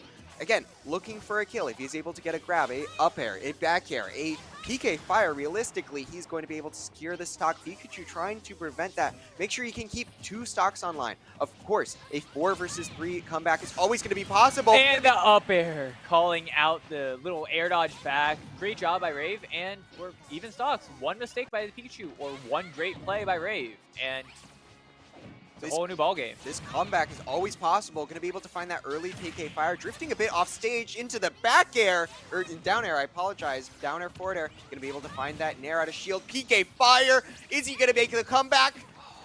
Not quite. Pikachu going to be able to find the forward air, and that's going to be stock. Oh my goodness, some exciting gameplay coming out from this. There's the opportunity, and very, very, very, very could have been just a down air in that situation, and that would have taken stock. But it's very much hindsight 2020 on that, and it's just, you want to make sure you don't over pursue there. And so I don't think, I do like the option of just kind of passively trying to throw out an option there instead of like going for it all. And I do believe we're going to be seeing either the decision between Whippy or Pandora. Who does Miami White feel more comfortable sending into Sora? I think it very much depends on who feels like they're playing well. I think both me and you would say that the correct decision here is going to be. I just want to see more Villager, man. I no, but I do think that is going to be the correct decision. The correct decision to me would be sending an Ivy. I do want to bring up Ivy coming back from a cold, not feeling quite up to it at the moment, and so we may be seeing Whippy here. Producer, your mic is on. Producer, my ears are in shambles. Okay. We are seeing Pandora Villager. Let's go! Okay, so Pandora is coming in. Let's go! So I'm very excited. I'm excited. I'm super excited. Are you kidding me? We see Villager gameplay. Because last crew battle against Simpson College, Ivy was the one that we had both times as the anchor, and she did an incredible job being able to close out both the games. Very much played very cool under pressure, and even when things went a little sour at times, stayed very focused and was able to just secure the games and made sure that we did not go to a game 3. Both of these players going to play very, I don't want to say volatile, but both players look for early kills. We know Whippy Incineroar, of course. He's playing Incineroar. He gets that Alolan Whip. He's going to be looking for a kill at 60. Pandora's going in. I know. I just want to bring up. I thought you were talking about the Pikachu, and I'm like, I mean, Pikachu, but like, Pikachu doesn't learn Alolan Whip. Like, last I checked, that's Skull Bash. Yep. No. Both players going to look for early kills, and setting a Pandora a little bit more of longevity, even though Incineroar lives quite longer than a Villager would ever dream to. He's has a bad recovery, and compared to Villager, she's just going to be able to recover more often, more consistently, which leads to more stocks overall. Again, having a bunch of early kill options with Villager up smash being kind of unexpectedly potent in a lot of situations. Bowling Ball, notorious for taking stocks at sub 100%. And then also just having an amazing nair, forward air, and back air that's going to be able to send you far off stage and put you in such bad situations to recover from. Even Pikachu isn't safe. Okay, so important question. Kalos.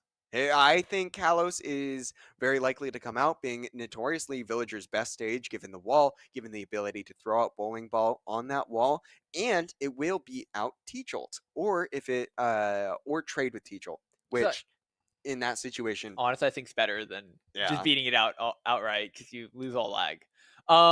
Honestly, I think there's a very high likelihood that we go to Kalos if Ivy's comfortable in that, because the Pikachu did take Bowser to.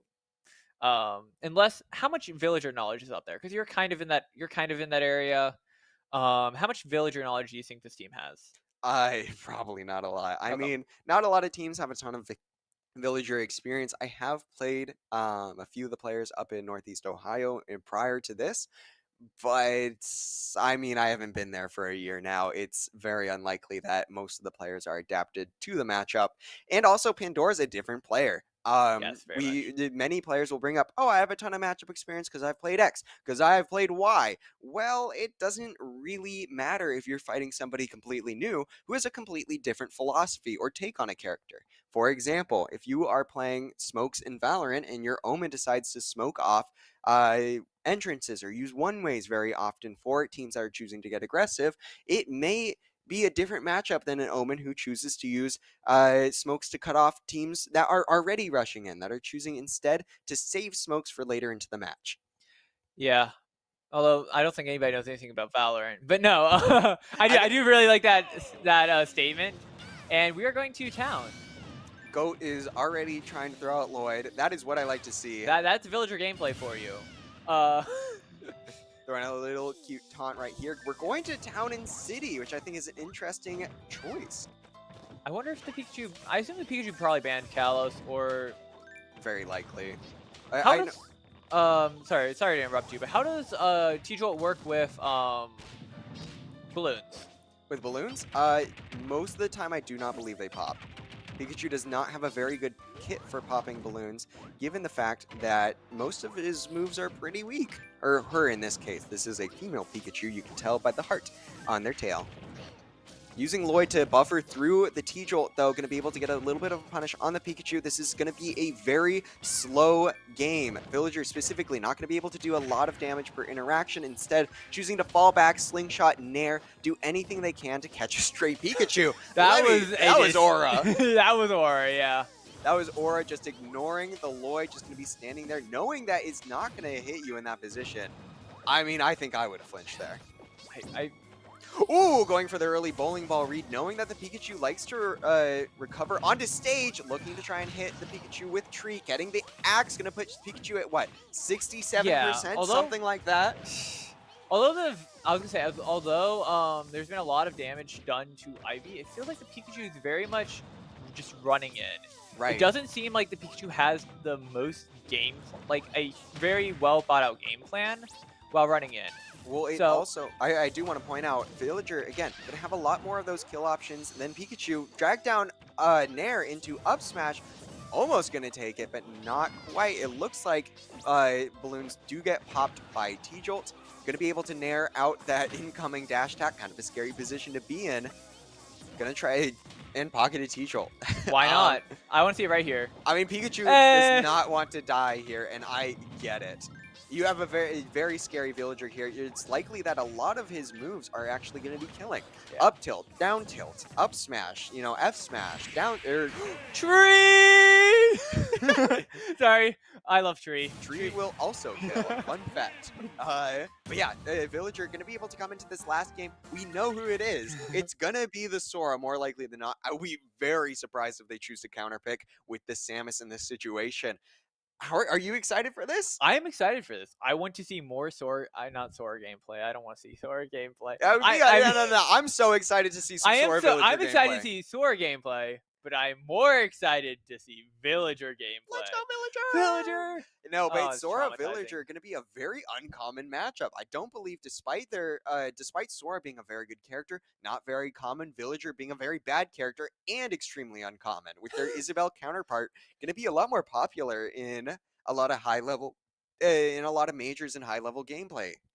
Yeah, I expect, as you said earlier, like when we were talking about the theory of when we thought this matchup might be played, it's going to be very slow, very much just a lot of slingshots. I would count the poking you out. You aren't getting in. Should we count the slingshots? That sounds miserable. No. Why would I did that once for a bit.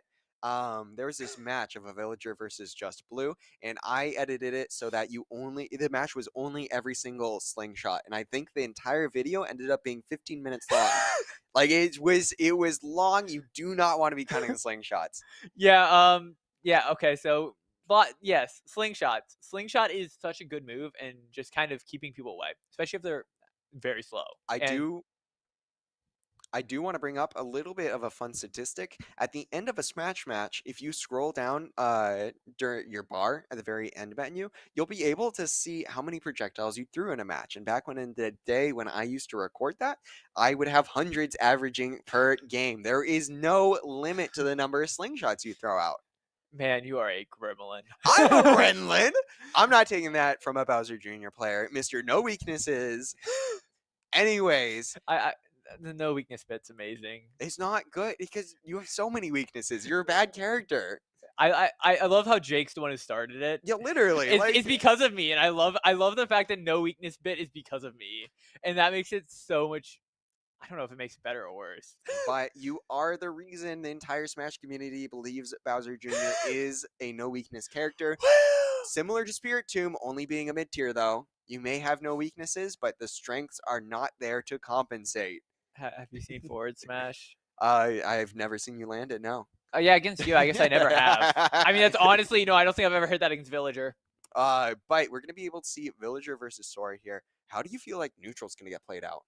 Slow. Slow. I remember you touched up on that. But I think it's going to be a lot of. I don't even know what would Sora want for the spell, like the most optimal spell.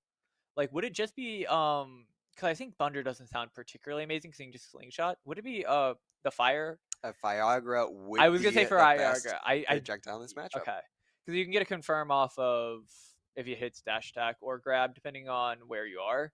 Do you just assume the Sora is just gonna kind of cycle and attempt to find that opportunity to put that out there? And I know something me and Ivy have specifically worked on is the idea of preventing Sora from cycling, acknowledging, hey, he has Thunderaga in this position. We're going to play a little bit more aggressive here. We're going to play a little bit more on the brakes if he has a Viagra or a Blizzaga.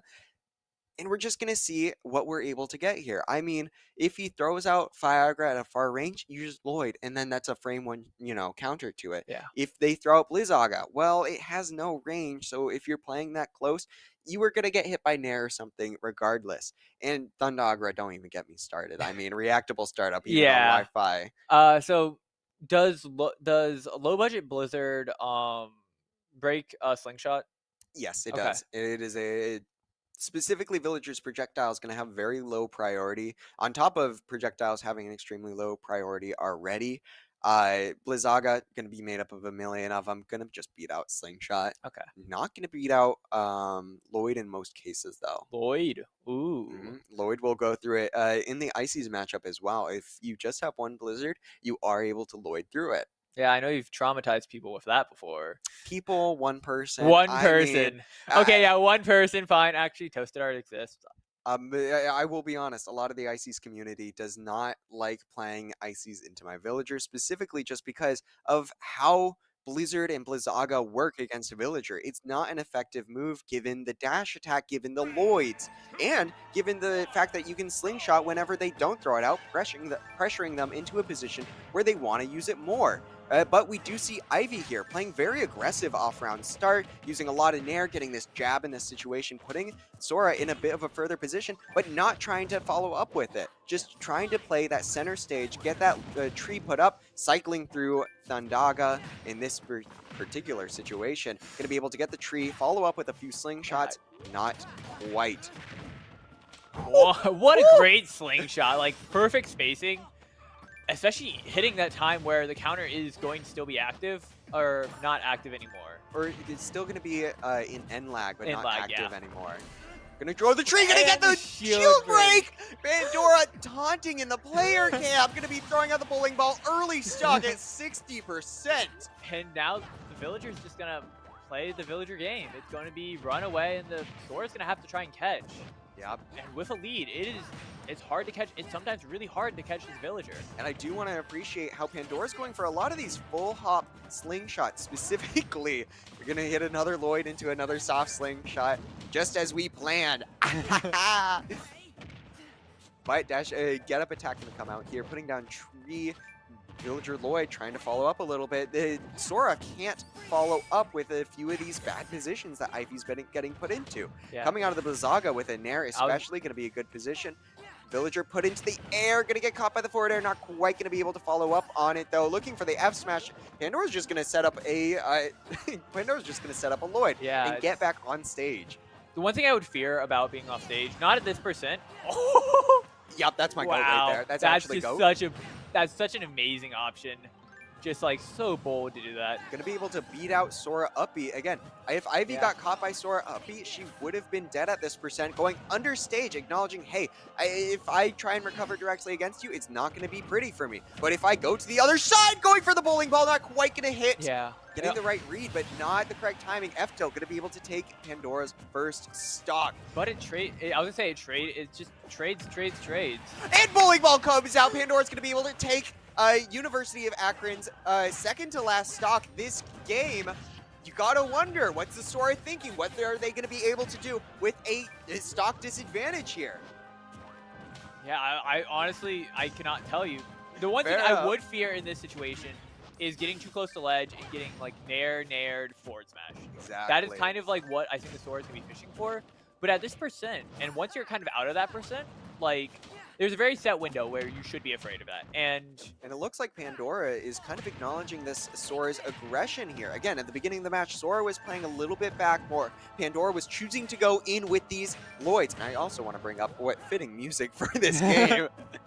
But Pandora was playing a little bit more of that aggressive game, using Lloyd to get in, similar to how a Pikachu would T-Jolt. Pandora going to be able to grab that last Thunderbolt. Again, a very strong move, not quite using it to kill, but going to be able to send Sora so far back on stage. Pandora going to be in kind of a tricky situation here. I was gonna say, oh, sorry. Oh, go ahead. I think with Pandora starting off aggressive so early, it kind of set the tone, and then the immediately switch back to kind of playing the slow pace. Oh, and Tree's going to take it. Is going to take it, and we are going to be going to a Game 3 juicer. That's GOAT right there. That's GOAT right there. Man, Tree just did so much. Tree took 4 stock? No, not 4 stock. Sorry. Whoa. Sorry. It took a stock. The first stock she took was Tree.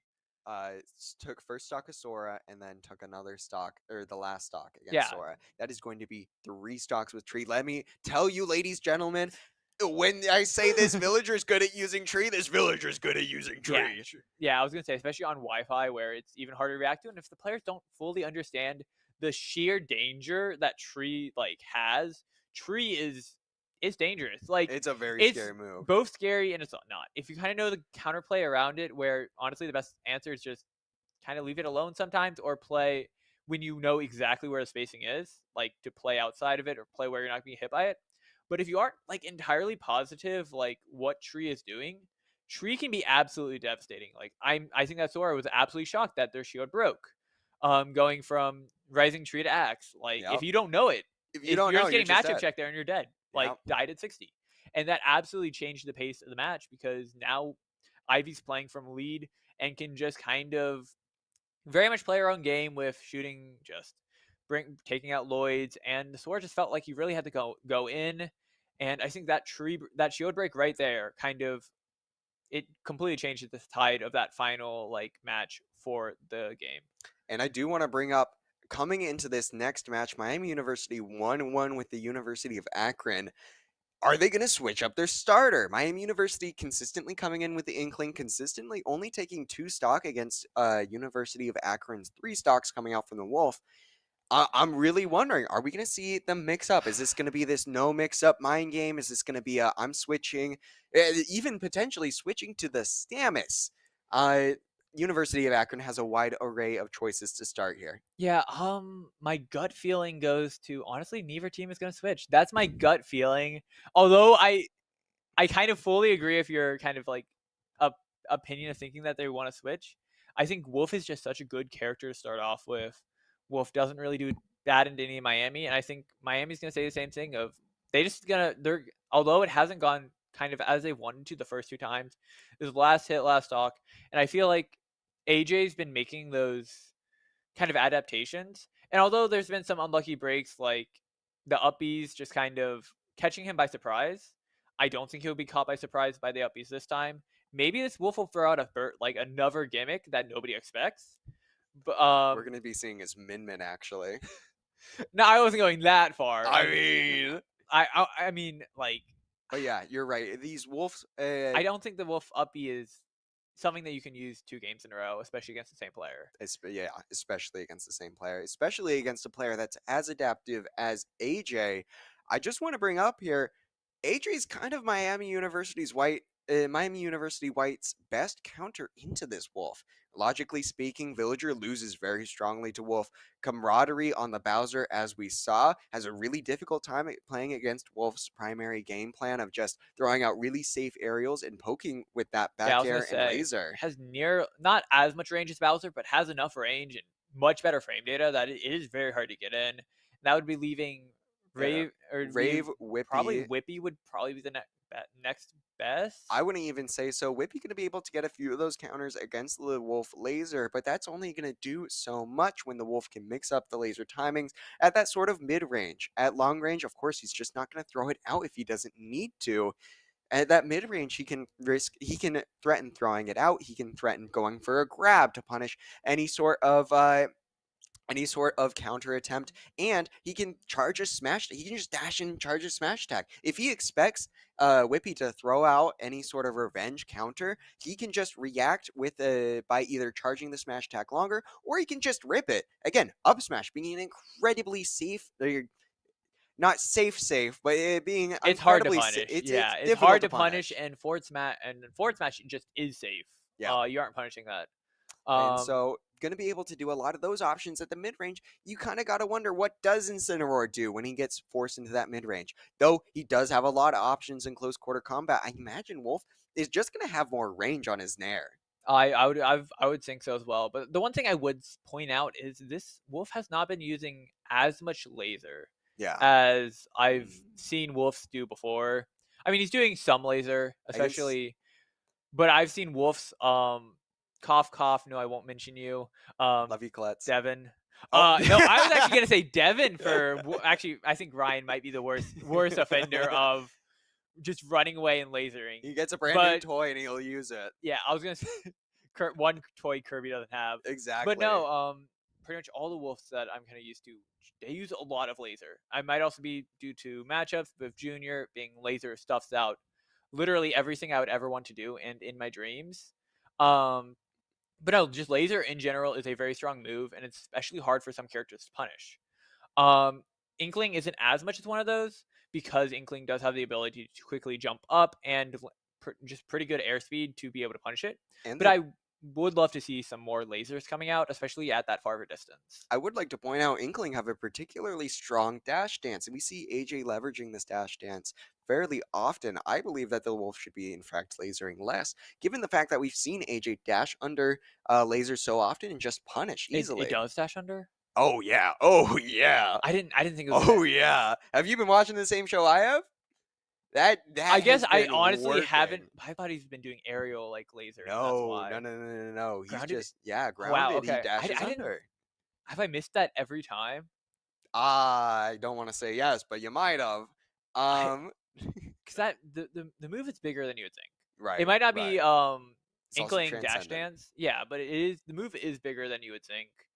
Have I just missed the dash dances under it? It's very difficult to spot, but Miami University's Inkling, I do believe is a very strong matchup into this. I'm kind of wondering, maybe we haven't considered Rave enough. Rave going to have a lot of that range that I don't think we see from other characters in Miami White's cast. But also at the downside of being a lot more floaty, Wolf is very keen on playing against floaty characters, especially as that aforementioned back airs we've been talking about. The back air is just going to be able to do so much damage in terms of taking those early stocks, getting those early KOs, just because the floaty characters don't have as many options against it. Again, you try and air dodge, you will be sent flying down. And actually, oh my goodness. We both switched it up. We both switched it up. Miami University's Whippy going to come out against against Celestial Void, the Pikachu. I love that up B out of disadvantage. And I do want to bring up Miami University. Pokemon VGC. Incineroar, a very strong character, kind of having, a reversal of tiers in this instance. And forward tilt taking it, and Pikachu just takes a moment to kind of try and compose themselves. I guess I'm incorrect. Incineroar is still the top tier he ever was in VGC. He never got nerfed. He's still Oh, he's amazing. He's amazing. No, I just meant in the sense that, like, Oh, he in was this top game? tier in this game. Yeah. Yeah, They it's, didn't want to make him top tier in every single game he played. but according to how Whippy's doing, He might better than Pikachu? Question mark? better than Pikachu. Question mark. Gonna be able to clip the Pikachu with the up B here. This is a scary position for the Pikachu. I'm wondering what the answer is gonna be. Yeah, there's a lot of situations where I'm like, Revenge is a great tool in this matchup, especially on Thunderjolt. Yeah. Oh, a delayed up B. Unfortunately, gonna be Yeah, the that stock move is for him. sometimes really hard to recover because. Okay. They're going to be able to counter the back air. Going to be able to get that Alolan whip, send Pikachu off stage, trying to get that 2-frame, not quite going to get it. Seeing the Pikachu landing on the platform, not quite going to be able to do anything about it. Both these characters in neutral, trying to scrap in the center of the stage. We see Pikachu going for a lot of these Thunderbolt jolts into immediate aerial options, and I'm curious about how Incineroar is going to choose to adapt to it. Looking for the up smash there, not quite gonna kill! Wow! Oh my, I mean, this is why he's here and I'm talking into the microphone. I was gonna say, it's very much that I feel like Whippy's struggling to find hits, ignoring the fact he's winning. But he's struggling to find hits. But every hit he's gotten so far has had so much more value. And I love that uppy there, just getting out of that disadvantage, because he did get hit by that. Right, he was able to super armor through the initial hit of Thunder. A hit that I believe would have killed had it gone through. I think it would have killed too if it sent to the left. Pikachu at ledge at the moment, going to be able to find a down tilt that puts Incineroar off stage after a dash attack. Incineroar looking for the backer, not quite going to be able to counter into the side B. And is that going to be it? Oh, just barely lived, but it seems that was the... Oh, I love that runoff, just slightly off on the timing. I love that runoff forward air as well. Not quite going to be able to get it. Incineroar going to be at 150. And that caught, and it kills. What a job by Whippy. Miami University, for the first time this crew battle, is going to be up against University of Akron after this game one. Up 11-9. Yeah. Huge that he has 2 stocks going into the next person. Dude, this is scary. Yeah. What do they do? What do you send into? I think it's vanilla. I think it's just gonna be vanilla. I was gonna say Wolf. Really? Yeah. I think it's just vanilla. I'm gonna be honest. Well, I mean, dude. Look, vanilla recovered. Like, yeah, but like really easily. We then get to send whatever we want into vanilla, and that so far has not been amazing for vanilla. Are you gonna be able to get sent into vanilla? Yeah, like I don't think they really want that, especially if Whippy takes a stock. It's like, but no matter what, they're gonna be at a disadvantage, and if they send in vanilla and get sent in camaraderie right after, camaraderie still has a really bad matchup, despite how well he's been doing into it prior. So I believe that an optimal choice for University of Akron is gonna be able to be sending them vanilla in. Did Whippy take a stock last time against vanilla? I believe that they did. Yeah, that's what I'm thinking, and I believe Whippy only had 1 stock going into that. So that's where I'm leading to the idea that although the matchup sounds amazing on paper and probably in actuality, but it's just a matter of Incineroar is a very scary character and can find kills in, I want to say 2 moves. It can sometimes. I mean, we saw there. Sometimes it can even be less. Consistently 2 or 3. Yep. Yeah, I nearly got JP forward by Whippy on Tuesday. Because Incineroar can just find those hits. If you make a bad decision off stage, that down air is absolutely, it sends so much stronger than you'd ever think a down air should be, especially for a down air that's like that quick. Like you expect Ganon down air to like absolutely murder you. Right. It takes like what, 20 something frames. Something. And although Incineroar is decently slow, it also absolutely murders. And we are going to be seeing vanilla on the puff here, having a really good matchup into the Incineroar. Very volatile. If vanilla hopes to bring back this crew battle from its 2 stock deficit, they're gonna need to play like, I don't even know. They're gonna need to. It needs to be a 2 stock right here, and then float like a butterfly, sting like a beaver, as my goat has once said. They're going to need to maneuver around Incineroar and likely Bowser's incoming hits. And also be able to have the response where they're able to take those stocks early enough. We've been seeing the puff work on... Scary. I was going to say, Whippy did not seem entirely sure on how to punish that. Right. And Whippy could have gotten... It's one of those things that you just don't want to be hit by it, and that is going to hit, and that is going to kill, and it's a star KO. Star KO means no punish on that, which is unfortunate, but it's one of those things that maybe one more thing that just doesn't hit could absolutely be the game. And we're going to see Vanilla's Puff, again, stinging. Make sure to get those stocks at early percents that you need. Maybe not in the way that we expected last time. Again, Vanilla's Puff, not very avid into using the rest, the previous crew battle, but finding those opportunities, just being so intelligent with these sings, making sure that every single rest is guaranteed. Specifically, I want to point out that Vanilla has chosen to only use Sing when it guarantees that the opponent's going to be on the platform. Great counter into forward air. Catching, revenge into, same move. You got it, you got it. But slightly, that was dangerous. Gonna choose to fail the, I thought he was gonna immediately go for it. Yep, and gonna catch the grab.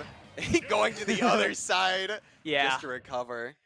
That is gonna be 2 stocks off of Whippy. Taking 4 here already, but Vanilla Puff, there previously University of Akron's ace, gonna be forced in at an early time. And I think we see in the background right now, Camaraderie just commented. Camaraderie's been doing so good into Vanilla's Puff that having them be sent in at a time where they have extra stocks to work with, I think this is just a recipe for success for Miami University White Smash team. I think it's going to go over. I think there's a good chance it goes very well. It's one of those things you can't, because mind you, Puff is a very scary character. If Puff hits you at the right percents, with just certain moves, like, and just finds those rest combos, you can die incredibly early. And if you get, and then it's also a game of RNG. Do you get unlucky on your kill screen? Because I believe we game 2, I want to say was, Camaraderie got a kill on Vanilla for a rest setup. Never mind, it didn't kill. It didn't kill, but he was. I think he would have, even if it didn't. He was able to come back from the rest not killing prior, and it highlights how important it is to just know those rest percentage, know when it's going to kill, and be able to acknowledge, hey, it's not going to kill at this percent. Maybe I just try and set up into an edge guard rather than continuing the mix-up. I do want to continue pointing out, though, how Vanilla has chosen to only use Sing on platforms. Miami University has been caught trying to recover to a lot of platforms just because, again, you do not want to try and recover on this round against Puff, just because that lingering nair going to cover up so much of the stage, and then Puff is just able to read that you feel uncomfortable trying to get to the very bottom, going to feel out that you're going to try and recover onto the platform, and then get that Sing into rest. It's then one of the things you question the bans. Because you assume that the Puffs probably, it's like, what do you go to? And the answer is, if they leave open Kalos, you go to Kalos. Yeah, it's the juicy little Kalos. I love Kalos. We have some Kalos enjoyers in general, and it looks like FD was going to be my next stage that, like, I would have assumed that would have been banned because of how much platform setups Spencer was talking about with those rest setups. Exactly. So I would have assumed that we would have seen an FD ban. But it looks like Vanilla is comfortable going on this stage specifically because it gives them so much power in terms of getting those early hits. Getting those big combos that sends the opponent far off stage is what Vanilla wants. Puff, a light character, is going to die in a few moves. They have to make sure that any interactions that they do get are very impactful. But it looks like an early forward air coming out here is not quite going to take it against the Puff at I believe was 90%. Yeah, it was a... I'm a little... I think it was just great DI. That was great DI. Yeah. Regardless of... Oh my goodness. Regardless of what percent they were at, the up tilt is going to take it at 115%. Camaraderie going to be able to take the first stock against a Vanilla. And you got to wonder, as University of Akron, what are you thinking here? What are you going to be able to do against a Camaraderie that we assume is going to be able to clean up this Vanilla's next stock? You have to be thinking about those things while the match are going on, even though you want to be able to root for your guy. You want to be able to root for Vanilla to do as much damage as possible. Yeah, it's one of those things that I really love. Camararie's been doing great all 3 games, but those runoff up tilts or turnaround up tilts, it's kind of like swatting a fly out of the air. I mean, and that's literally what it is. I mean, Jigglypuff is a fly. Jigglypuff is a very floaty character. Not going to be a fly in terms of how much damage she does, but going to be a little bit, you know, you're going to want to swat her out of the air, somewhat comparable to a fly. Caleb gonna live that nair though. I believe if it sent the other direction, that would have killed Bowser at 160%. No, oh my goodness, saving the jump so late. Oh, Jigglypuff at 98%. I believe any realistic yeah. hit that Bowser would have gotten would have killed there. I still think here there's so many options that can kill, and up tilt. Yeah, Puff up tilt gonna be very strong. I personally like comparing it to Snake up tilt with just the raw power that it provides. Bowser getting sent off early percent, gonna be at 27%, gonna be able to recover, but still in the blender of off stage, gonna be able to recover, putting themselves on stage. You wanna be an on stage disadvantage. Gonna be at 80% now, willing to take those hits just to see if they can find that one neutral interaction. Puff at 118%. Up tilt will kill here. Forward air gonna be able to take the stock. Miami University gonna be up 8-6. That was a huge stock to keep. Just to keep 2 stocks of camaraderie is difficult to take out, but it's also that he did it. He was very close to being in a rest setup. Like there was a lot of things at that percent, especially on Bowser, that is going to just rest might just kill outright. Down air into rest, up tilt, not up tilt. Sorry, up air into rest. There was still a ton of options. So that was a very scary situation for both players. And luckily for Miami University, they came out on top. And this leaves Akron in a very, very scary situation of you probably send in the Wolf here. I mean, Wolf or Samus, realistically, yeah. Does the mysterious Samus come out?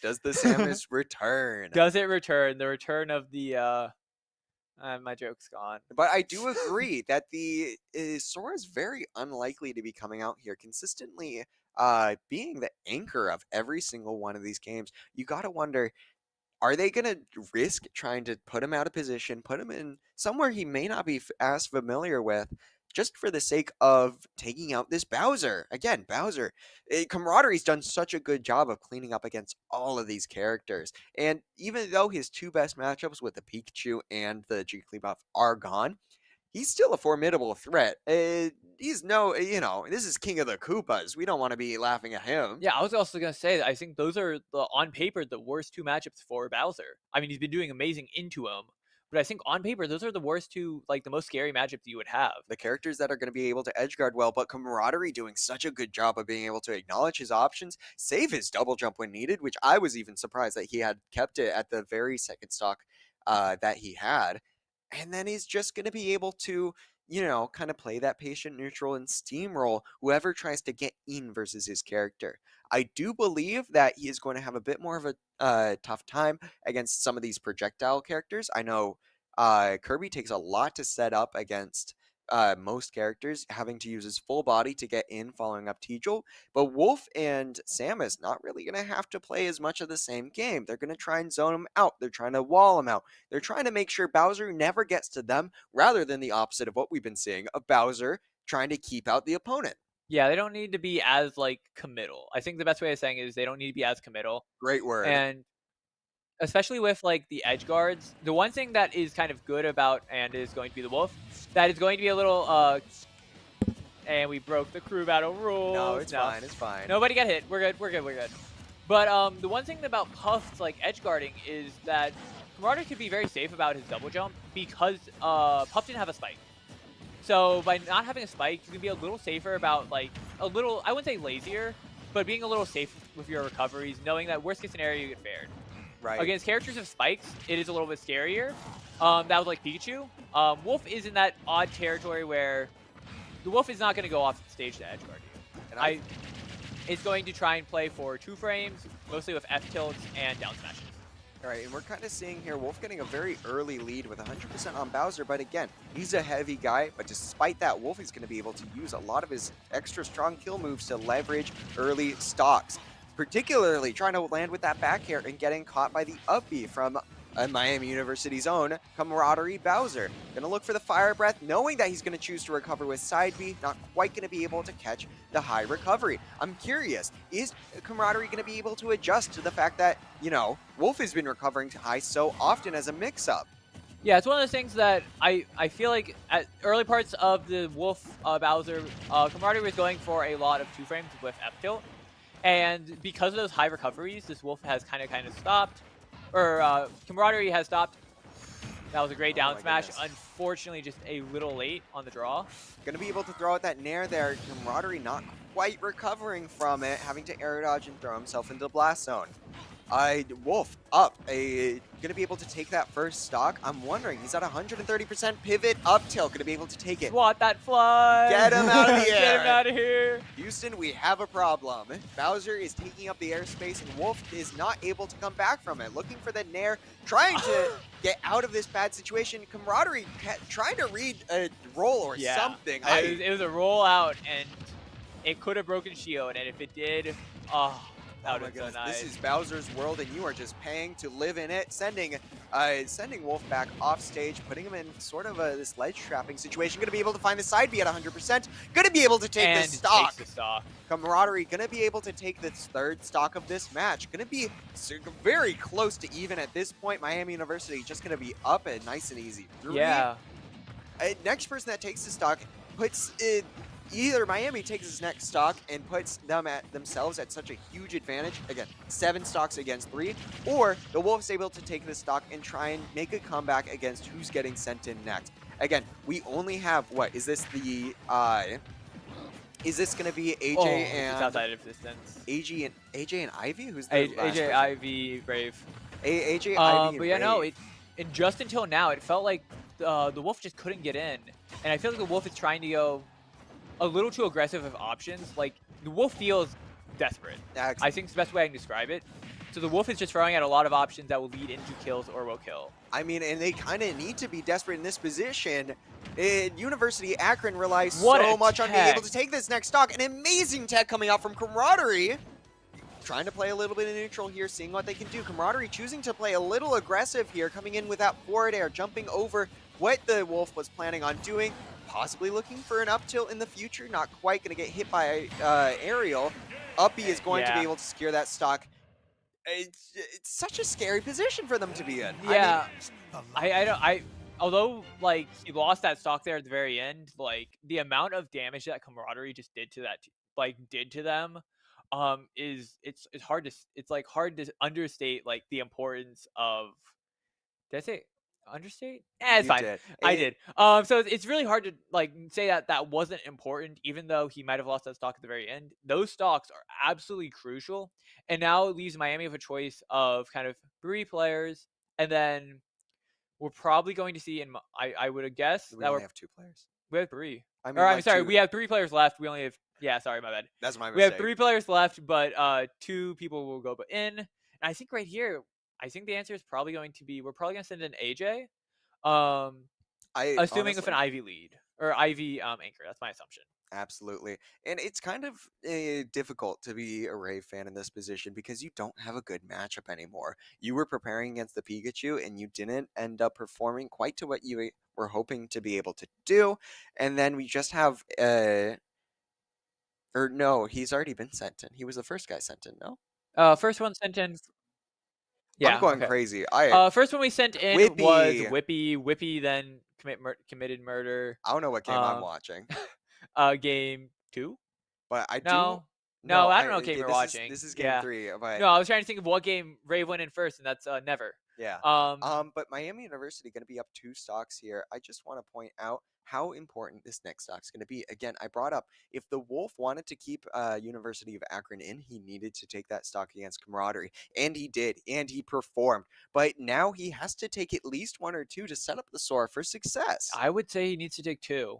I think 2's the number that he's got to be looking for, and if he doesn't take 2, it puts the Sora in a honestly absolutely difficult situation to come back from. Right. Because if you take 2, you realistically can go 3 stocks. There's a decent chance to go 3 stocks for the final match. Right. And that's where you want to be set up. Although you're going to be in a little bit disadvantage probably with having to play against Villager Sora again, but that match was also decided by that shield break.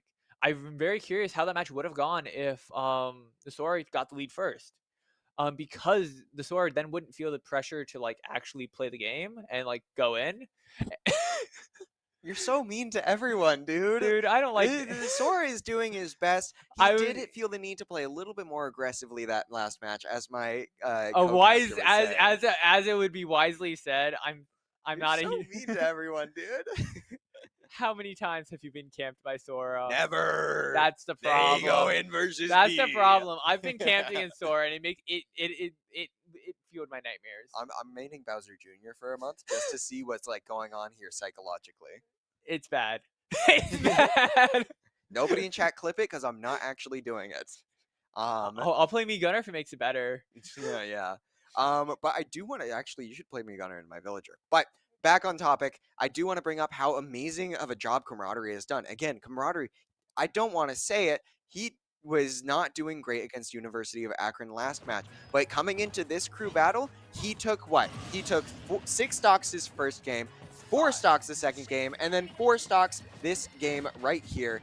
Consistency, King. I mean, there's not much else you can wish for in a crew battle like this. I think you honestly might have taken more than that. Did I mistaken? Did he get 5 stocks, one of them? I think it was 5 and 5. I don't. Games 2 and 3, if I'm. No, Vanilla only had 2 stocks this game. Oh, okay. And then But no, I think it was 5. Wow. Gonna be able to find that early roller read. Again, AJ just finding those early times to be able to commit to roller. Wolf fully inked up, gonna be able to find the down smash. Risky position to be in. Even though you're at 70, any one of these Wolf moves is going to take you out as a poor little squid kid. Yeah, I think he's gonna be fishing for backers, and it's just huge getting off ledge. Exactly. That's one of the things right there. Like, sorry. No, go ahead. He didn't dash under a laser. Wolf, oh my goodness, he's throwing out an armada of kill moves here. Yeah. Fun fact, Wolf, I believe, was Armada's main in this game. Gonna be able to find the up smash. It was, yeah. And that is a berry, and that is a kill, and that is 0 stocks taken by the Wolf, which puts the Sora needing to take, if the Sora comes in, as we assume, Sora's now needs to take 6 stocks. Yeah, Sora's going to have to take 6 stocks here. You're never comfortable as an anchor being forced to get put against 2 players consecutively where any mistake compounds on one another. Especially, I want to bring up on 2 players who are amazing at making those sort of reads. Again, we've seen AJ being able to just read where he wants to throw out those rollers, be able to catch jumps, be able to catch, just landing on stage and reward himself with stocks.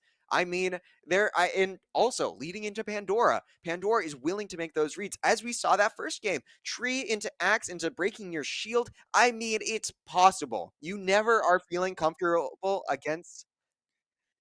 Sorry, we got in from Prod that the character that's coming in is going to be Little Mac. And I do not want to understate how scary this Little Mac counter pick is. Little Mac, known for being an extremely volatile character, but that is exactly what you need from the University of Akron. I do want to point out, again, the characters that Miami University hasn't prepared for as much have ended up doing far better on average. Again, the Wolf consistently going to be able to take those first few stocks against Miami University for games 1 and 2. Gonna get a good number of stocks against Camaraderie. Again, the star player of Miami University, this crew battle. And then also, Little Mac hits hard. Yeah, I'm scared. Little Mac is very scary, just honestly in general. It's one of the things that you have to have matchup experience to, if you're prepared for. Little Mac isn't as scary if you kind of know how to play around and stuff. But especially on Wi-Fi, where you sometimes just forward smashes just hit, and it's like, it's unfortunate. I mean, and if it's just a very dangerous situation to be in. I was just a little shocked by Little Mac. That was not what I was expecting. But if you need a chance to come back, Little Mac's not a bad option. Yeah. We've been seeing the power of these pivot tilts as well coming out from Camaraderie with the up tilt. Little Mac particularly having such an amazing dash speed and going to be able to get so much off of the fact that he's able to do that pivot F tilt. Live and Learn coming out here, the music counter pick, I apologize, of our own Inkling main, AJ. Gonna be coming into this next match feeling hot, getting 81% off the bat, getting a stock immediately. Yeah. Miami University, Team White, feels ready to win this championship match. Yeah, Little Mac just seemed a little scared there of, and so much damage right there. But Little Mac just seemed a little scared of that forward smash and drifted away just a little too far. Yeah, and it's difficult recovering as this poor little guy. I mean, he is little in the name. If you hit him once off stage, there's not many options that he has. Coming in for the roller, going to be able to get a grab, up throw into up air, consistent damage combo, going to be able to get him to 90 with another roller. Acknowledging that, hey, Little Mac wants to play this grounded game, KO punch online. I'm going to play a little bit more in the air. See how Little Mac is going to try and play against me. Going to be able to get out of that up tilt and hit him with a backer. No more KO punch online. Trying to hit the F smash, not quite going to be able to do it. F smash coming out here, going to be able to secure the stock. I don't know if you feel bad as AJ. You're doing amazing. Yeah, you're just racking up damage, and I would say some good reads coming out from Little Mac, but great spot dodge getting away from it. Oh my goodness, he's playing such unorthodox options against Little Mac, which I think is part of the reason he's doing so well. Yeah. Coming out of disadvantage with that forward air rather than trying to jump or air dodge, something that not a lot of people opt into doing just because they're afraid of Little Mac F smash. But being able to acknowledge, hey, he's likely not going to be able to go for those options, expecting me to go with the classic counterplay.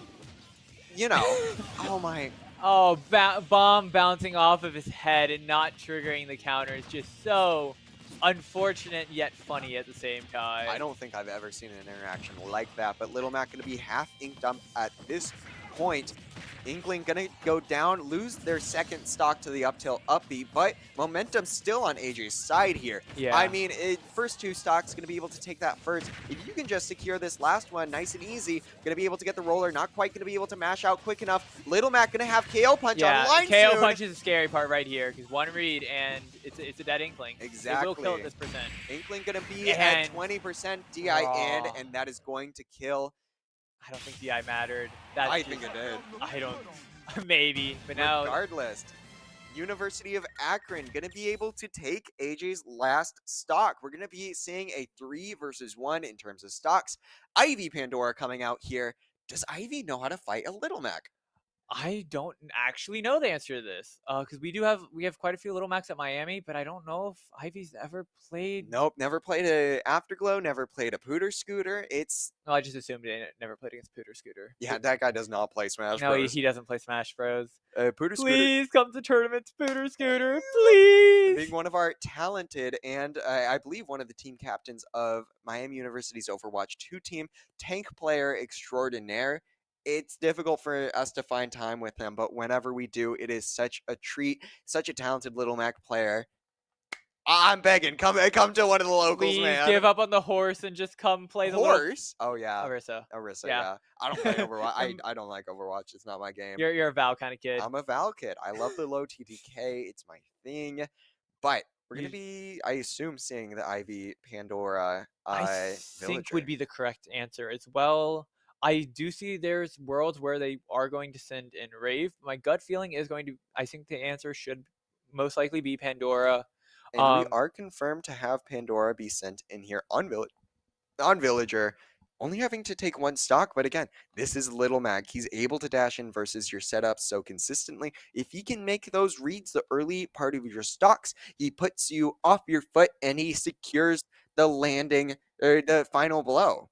Yeah, Villager's amazing edge guarding, which is Villager. I was gonna say not Villager's weakness. Little Mac's weakness is. What is this guy doing? He has one stock. I'm not sure what's. I'm surprised that up tilt didn't hit, but I will say, Nair going to be Magnum into this matchup. Villager specifically going to be at frame 3, going to go for the dash attack, catching the Little Mac coming off a platform. Up tilt's coming out, going to get the Nair again, as I was saying, so big inside of this matchup. Into the jab, going to send Little Mac off stage, but he's going to recover just fine. Villager trying to recover, going to be able to hit a nasty wall jump into back air. Not quite going to do what you want, but it's going to put you in a position where you're able to build a little bit more damage. Little Mac not quite going to be able to make the reads that he was hoping to make. Ivy seems to be very prepared for this matchup, despite never having played one another, right? According to my knowledge. Yeah. Tree lingering for a bit extra time than what's expected twice. KO. Okay. Yeah, KO punch online, no jump. And that is going to be it. Miami University wins. Nace Varsity Plus Championships. Yes. Of East 7. Of East 7. Camper East 7. But no, Miami played that very well. They win, even though stuff didn't go their way game 1, maybe for a combination of reasons. They were easily able to adapt and they were able to stay locked in. I think that's the most impressive part. Mhm. Even when they were down, because they were down both games and 1 and 2 after the first player, they were able to stay locked in, and everybody was able to kind of do their parts, even though there was times where something kind of went wrong. When like kind of I think first comes to mind is AJ didn't. He only took 2 the first 2 times, but when he came in the game 3, he did exactly what he needed. So the mentality of the players to stay strong throughout the sets was something that was very important. I think that's a big factor on why they won tonight. And I think that's emphasized by our MVP player.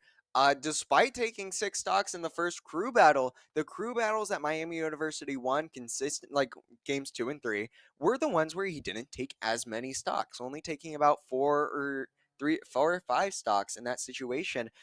You really got to appreciate how, well the rest of the team was able to pick up where they left off and acknowledge, hey, I didn't do too great. I was really coming into this feeling hot against a specific character.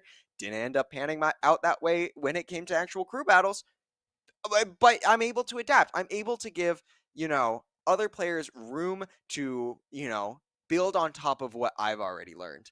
And so I think it was so exciting being able to see everyone work as a team. Again, continue to be locked in during the entire match, as you mentioned. Yeah, And go ahead. I was just gonna say like this has been Miami White did such a good job in preparing. Hmm. Like, I think they spent so much time. It was very much like they've been locked in kind of, I would say, all week. They've been very focused on Sorry, no, I'm a bit yeah, no, confused I'm by the just as border. distracted as you as a border. But they're just so locked in. They were focusing, they were getting matchup experience. Someone got, I wouldn't say banned from the puff cord, but got he got blacklisted from the puff cord. And it just shows how much they were willing to kind of go for it and like practice these matchups. And even when stuff went like wrong and there was a random wolf that appeared out of nowhere, a little Mac that appeared out of nowhere, they were able to stay focused and locked in, and they were able to adapt and overcome the things that they might have prepared for before and just didn't happen. So Right. Miami just had such a great job of their mentalities were great this match. I don't think I saw anybody like overly like negative, and they were just very focused. And I was very, very proud of the performance here tonight. And all I'm saying, they better wait for me and when they grab milkshakes. A recent strategy that Miami White has been implementing is just grabbing milkshakes after the match, having something to look forward to after a match, no matter the result, is a great way to boost the morale of the team naturally, and also allow yourself a nice treat for winning. I mean, I would not be mad after that, grabbing a nice No. milkshake and just being able to come home feeling great about my performance. Forced team bonding. No, I'm kidding. Force team I mean, bonding. if someone's offering me a milkshake, I'm never gonna say no to that. I But mean, no, it's been very great seeing them grow kind of throughout the semester, and most of them are young. So I'm very yeah. happy to see how the team is going to progress and how this might shape up. Just kind of as they grow, kind of in their kind of career, like kind of in their Smash careers, and as they learn more about the game and kind of in the team environment. I'm very much looking forward to the team. I do want to bring up entirety of Miami White's team is made up of freshmen except for camaraderie. But camaraderie is a first year coming into the Miami University's graduate program. I Freshman and old freshman. freshman and first year at Miami. I mean, what's the Yeah. difference really? Well, ignoring his 4 year. He's a Miami student. Yeah. Yeah. Yeah. Okay. But it's kind of interesting, as you were saying. They all have very bright futures. It's going to be very exciting to see how they develop into that role. I honestly, I'm very excited to see able to relate to their excitement. Given I was in a very similar position prior, I joined Miami University's varsity Smash team when I was a freshman, and I've been kind of able to grow into that role as time progressed. Have upperclassmen to look up to, and just be able to learn what it meant to really fit into a team. Even if I wasn't playing my best, even if I felt like, I could have done better, I always have my team to look back on. And it's such a great experience. I believe you were also on the team in your freshman year as well, no? Nope, I Oh, was I not. apologize. No, But I was on my sophomore year. sophomore year, such a young age. How did you feel coming into Miami University's varsity Y- esports program? I was gonna say for me personally, I've been on teams for a while, but no, I definitely crew battles is such a different mentality, and it takes time getting used to. Because in just kind of normal gameplay, stocks don't really matter. It's game wins. And then game wins also don't really matter. It's do you win the set? Right. And you have so much time to adapt between games, even in a best of three. There's still so much time. You can lose 5 stocks in a row, and then you can still win the set. But in crew battles, it's an entirely different mentality, and you got to get used to being able to think on your feet with kind of figuring out matchups, and kind of also knowing other players. It's probably the biggest thing on your own team. Knowing who like you want to send in, who can you trust at this moment, and who do you want to be able to do these necessary roles that need to be done. And that's something that takes time to get done as crew battles. I also think it helps you so much as a player, growing just to grow, like even just in like for like your regular sets, learning stuff in crew battles is such a valuable experience. And I do want to give a quick shout out to Miami University's esports club before we wrap up here. Recently having a Minecraft server coming online. If anyone is interested in that, I would love to see you come in. I believe it becomes publicly available to Miami University students over this weekend. And I think one other thing that we should probably mention is going to be that tomorrow we are running something with Ball State. We are running a PUBG Mobile The PUBG event. Mobile match. I Yeah. believe I'm not positive we are streaming it out, but I do believe we are. I do believe we are streaming it out. So tune in. Should be a lot of fun. We have a ton of different players from different teams from both Miami University and Ball State who's going to be competing in that. And that should be a lot of fun. I believe I am competing in that, and so is If Spencer anyone over here. if anyone is interested in seeing yours truly, Nathan Mindelsman, Lunar Light, and Jam compete in one team, we are going to be in the PUBG collegiate event coming up this Friday. I'm very excited for. Should be starting around 6 p.m. Yeah, I believe 6 p.m. is the start time, and it should be a ton of fun. Even though it's not kind of our genre of game that we're used to. Is my genre. Yeah, I love shooters. Yeah, I was gonna say you're a shooters fan. I grew up on Splatoon. I grew up on Fortnite, man. I can play PUBG. My aim sometimes. We don't talk about my aim. I mean, it's a mobile rendition. It's going to be very different, a very interesting aspect that players are going to have to adapt to coming into this. But I've been one of your hosts, Spencer Palpa McCrae, and I am Nathan Mindelsman Mosley, the other part of this team. We've to casting tonight, and my English has officially given up on me. And that's okay. There's a reason he's learning Japanese. But we both appreciate you coming out here tonight. Congratulations to Miami University White Team for winning the Nace Varsity Plus championship match of East 7. It's a little bit of a mouthful, but congratulations. It has been a hard-fought battle, and they've come out on top. Yeah. First place in the conference. For a great season, I was going to say. I mean, wonderful job by everybody. Yeah.